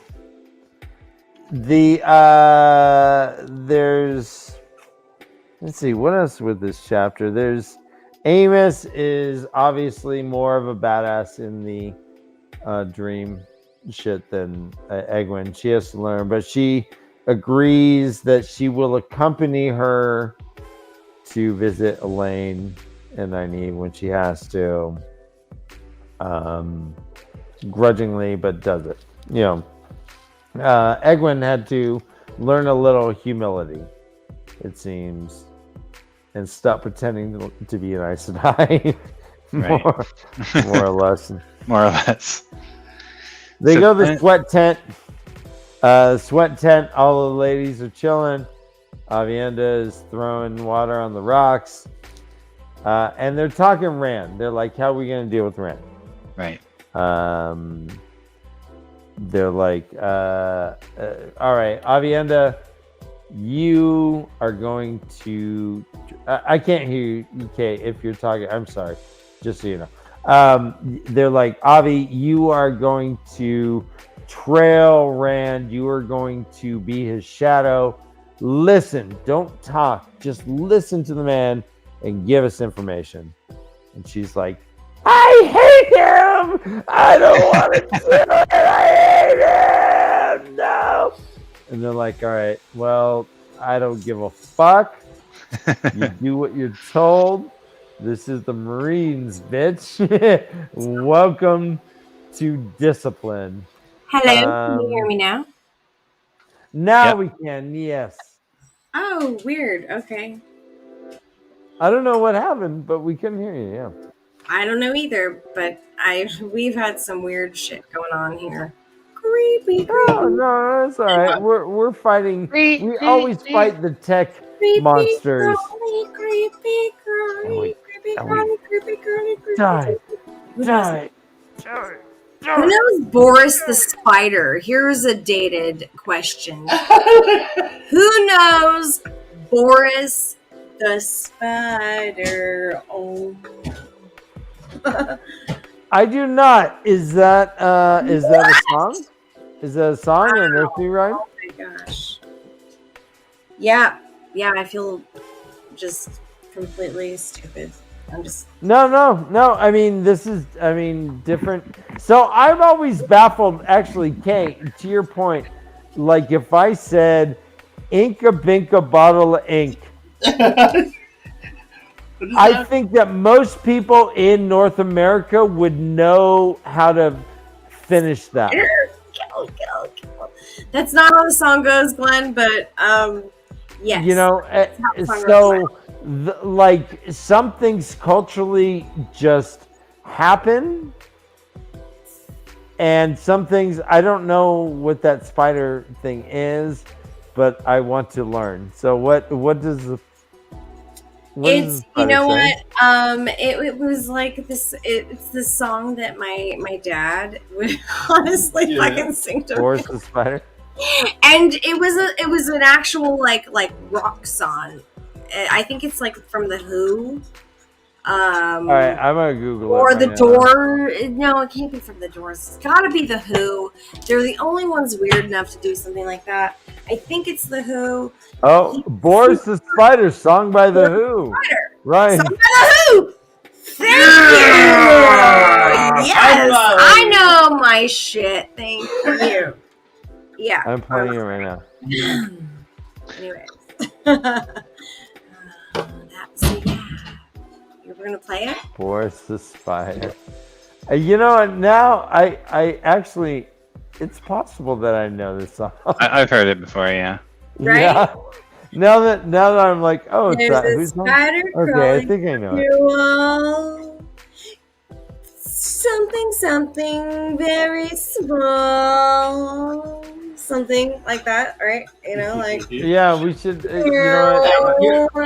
careful of copyright. It's really so fucking. good. Yeah, Sorry. it sounds I know. I'm so good. I might get a copyright strike for you guys. I don't want to do that because I'm really good. So one last thing, Moraine. So, I just want to explain to Ben Reno what I mean by weaponized. So what I mean is that The Aes Sedai, during the breaking, leveraged the one power to take down the Dark One. They have That a is- battle Aja. That is the definition of weaponizing. Doing a battle with the one power. Whether or not they can only do it now in self-defense post-breaking is besides the point. I hope that explains where I'm coming from. Yeah, no, that makes sense. Yeah, I mean, we have one Aja that is dedicated to hunting Medica Channel. We have another Aja that is dedicated to battle. We have another Aja that is dedicated to healing. We have this is the whole thing is almost military logic, and history. I mean, But I agree this is that more or just- less the Citadel. It's the Citadel, exactly. I agree, though, that just having some sort of structure, what does he say here? Organized power structures and gender distrust and fear. Exactly. You have to put some boundaries on that so that it doesn't overflow and overtake things, right? Especially once they've proven you can put the Dark One into a prison. It's like, what else can they do? Right, and on the micro side, having White Cloaks just be this weird force that just has no borders, that just takes over, Mm-hmm. Anyways, at the very end of this chapter, Egwene asks Moiraine. It says, "Quote: Was it bad?" Egwene says softly, so not to disturb the wise ones. Radiant, I mean. The memories fade, Moiraine said just as quietly. She did not look away from her distant vision, and her voice was almost chill enough to take away the heat in the air. Most are already gone. Some I knew already. Mm-hmm. Others, the wheel weaves as the wheel wills, and we are only the thread in the pattern. I have given my life to finding the Dragon Reborn, finding Rand, and seeing him ready to face the last battle. I will see that done, whatever it requires. Nothing and no one can be more important than that. And then Egwene is shivering despite the heat. Yes, I love it. Great quote, Dan. Well, I didn't write it, but I just read it. Thank you, though. It's beautifully written. Yeah. I mean, so Moiraine is like, Anytime So Marine's referred to he- as ice, right? To the Aes Sedai did not want comforting. She was a lump of ice, not a woman. Oh. but why does she not remember shit? She's processing. It Well, says they said- most they are said- already gone. Yeah, they told her that the memories would be gone Yes, if you don't and bring some them of with them you. are. She said some of them are, and some of them still remain. And Yeah, she said most are already gone. Some She's already knew. they're already gone, Others- yeah. But she was still staring off into the distant, vacant Yeah. stare like nothing. She's still processing that shit. Zen In my- Rain. In this chapter, she's like, she's Vin she Rames? was not Zen Rain. cool Yeah, with Zen what. Rain. No, I don't Okay. think she. I think she saw some weird I was about stuff. to get me I think she on saw there. something that was new and horrible, and Saw the something price she has to pay, right? that- I mean, Yeah, I think she saw the price she has to pay. Exactly. Shit. Oh wow. I So think she- what is so if knows you it. She's think trying to come to grips with that. Honestly, if you yeah, think Josh that is she spot on. I went think exactly that. if you guys think that she went to Ridian to go through that twisted doorway, what did she? I mean, so it gives you things as opposed to answering questions. What did it give her? who, Moiraine? Yeah. I don't think she went through the redstone doorway. Definitely Okay. did give her a suntan lotion. I think she Okay. went through the rings, but not through the twisted redstone Okay. doorway. Okay. I don't Okay. think Do she you made it share that to belief? the center plaza, but I could be wrong. So she may have just gone right into the. She came back The naked, column. not carrying anything, so... I mean, I guess she could have stashed it away in her No, I don't. bodily orifices, but... Oh right. God. Yeah, she could've- Rand didn't come back with anything, though. Excuse me. What that she stuffed him in her prison pouch? Oh, Jesus, Dan. I'm chopped liver here. Apparently, End of stream I'll right just scooch Yes. aside and let the voice in the distance. The Continue. patriarchy, the distant Talking. patriarchy overrides. No, talk. What? Talk to your bro. All right. Stop. Is there anything else that we wanted to mention about this chapter before we wrap up? Well, I was gonna say a lot, Brother Dan, but then I got interrupted by my husband. So, Well, Ryan does that, but go ahead. I'll tape his mouth. Ready? you know what? My ADHD does not allow me to remember things that long. It's like very quick. You gotta catch it. It's there. Happens. So I'm working on it. I am working on it. I appreciate your effort, my dear. So we did get through 3 chapters. We skirted through that last one, which is perfect.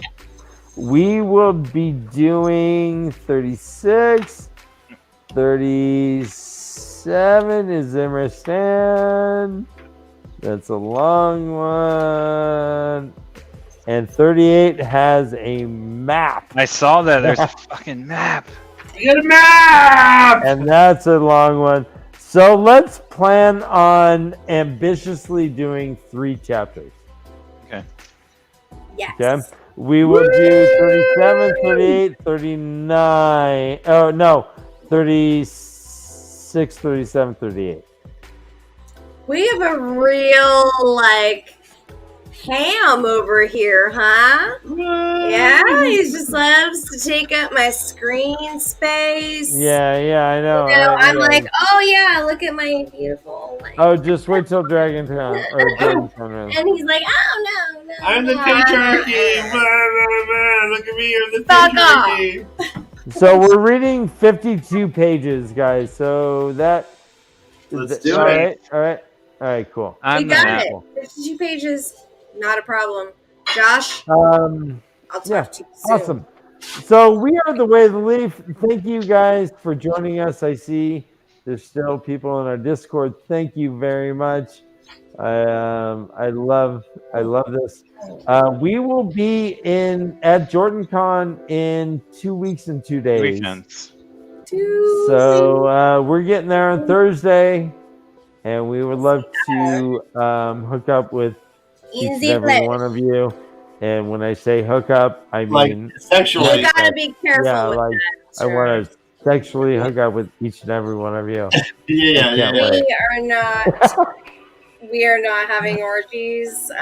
We are not hosting orgies in our Well, you know what do you think B&B means?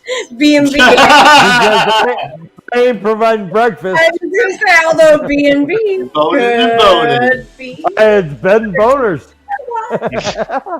All right, so chapter 36 next week.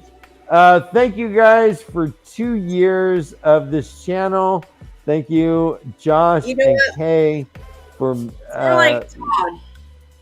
More like and thank Todd, you, Todd, yes. for being the orig. The progenitor. I saw his first episode today. Your all's first episode We were today. watching it earlier. It was epic. Yeah. And I encourage everybody to go back and just like watch this. This is great. Todd's It's like great. such an evolution of great shit. Such an evolution of great shit. Yeah. Like it is really fucking funny from day one. It is funny. It's Todd was very worried about Beltline. He didn't think it was going to happen. oh my god. Going to festivals or wine tasting. I don't know. Everything was like heavy. Well, this is a heavy Everything's scene. So great. It was heavy and it was really real Like, for yeah, me. I'm really looking forward to seeing. Yeah.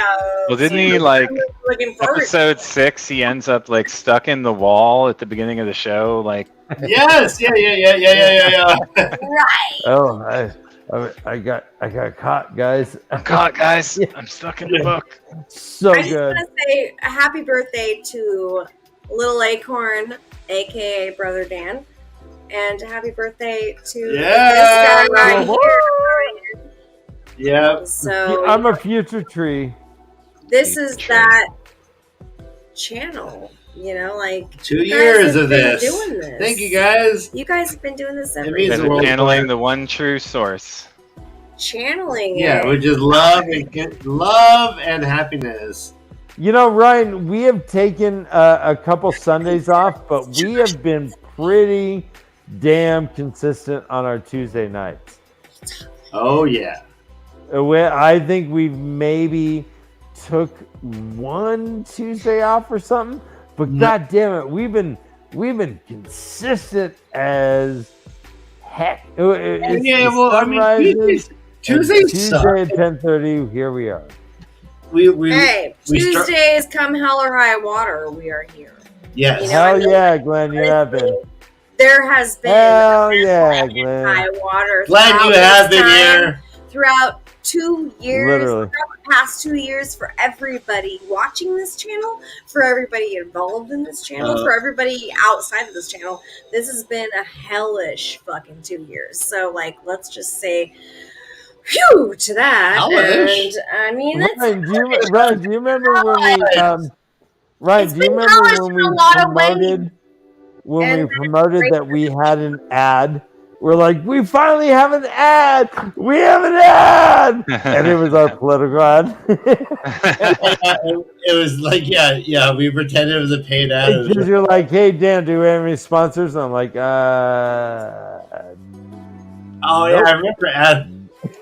no, yeah, it was, source. yeah. maybe, It was like ad break, and we had nothing.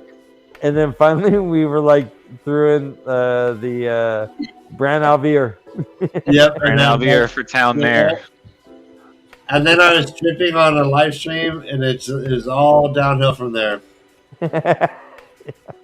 Yeah, Hey, everyone, 1,000 subscriber number, man. We are just like living on the yacht. Like I'm only eating caviar. Caviar is lunch and dinner. we caviar is not protein, Ryan. set, It's this sodium. set, right? Matt, we're not leaving ever. Yeah, please. You get your Yeah, ass you back on the yacht. All you people are too great. Yeah, That's Dana not- lives that's in not that the answer round. also. Dinaloo, you Dinaloo. get your ass back on the yacht. I still have a message from Dana Lou saying, please don't read my name 5 times during the show because she's the only one asking questions. Because she was the only commenter. And she's like, stop saying my name. We had 4 lots of viewers and 1 was Dana. This is honestly, I've been on You this guys side have been awesome. just like I've been on the sidelines for a while, and I just want to say, like, I've been watching all of you in chat for a lot longer than you even know. No, me. Yeah. So it's been pretty cool to see all of this evolve, and just a happy 2 years to everybody here. Yeah. Oh my god, Yeah, Martha. you're so Would amazing. Would you go to sleep, you take a nap, and come back, and you're like, oh, Yeah, it's like it's now 6 a.m. yeah. Yeah. Oh my god. No, the sun's, yeah, it feels like, We're reveling in it. We're having a great time. This has been 2 years. This is episode 882 or no, something. stop. Just stop, Ryan. It's just crazy. Yeah. Close to 100. All right, Yeah. let's go. So, everyone, I love you. All right, I'm guys. proud of you. We're Thanks gonna for get back to joining. reading. Josh, Go take I a love you break. guys. I'm proud of you. I'm sorry for the burden Thanks, that Matt. we put on you for limiting your reading, but you guys are doing great. Todrick, I fucking love you. We'll see you next week. Yeah. And yeah, let's wrap this bitch up in a bow, Ryan. Yeah, run for your lives. Because Hey, yeah.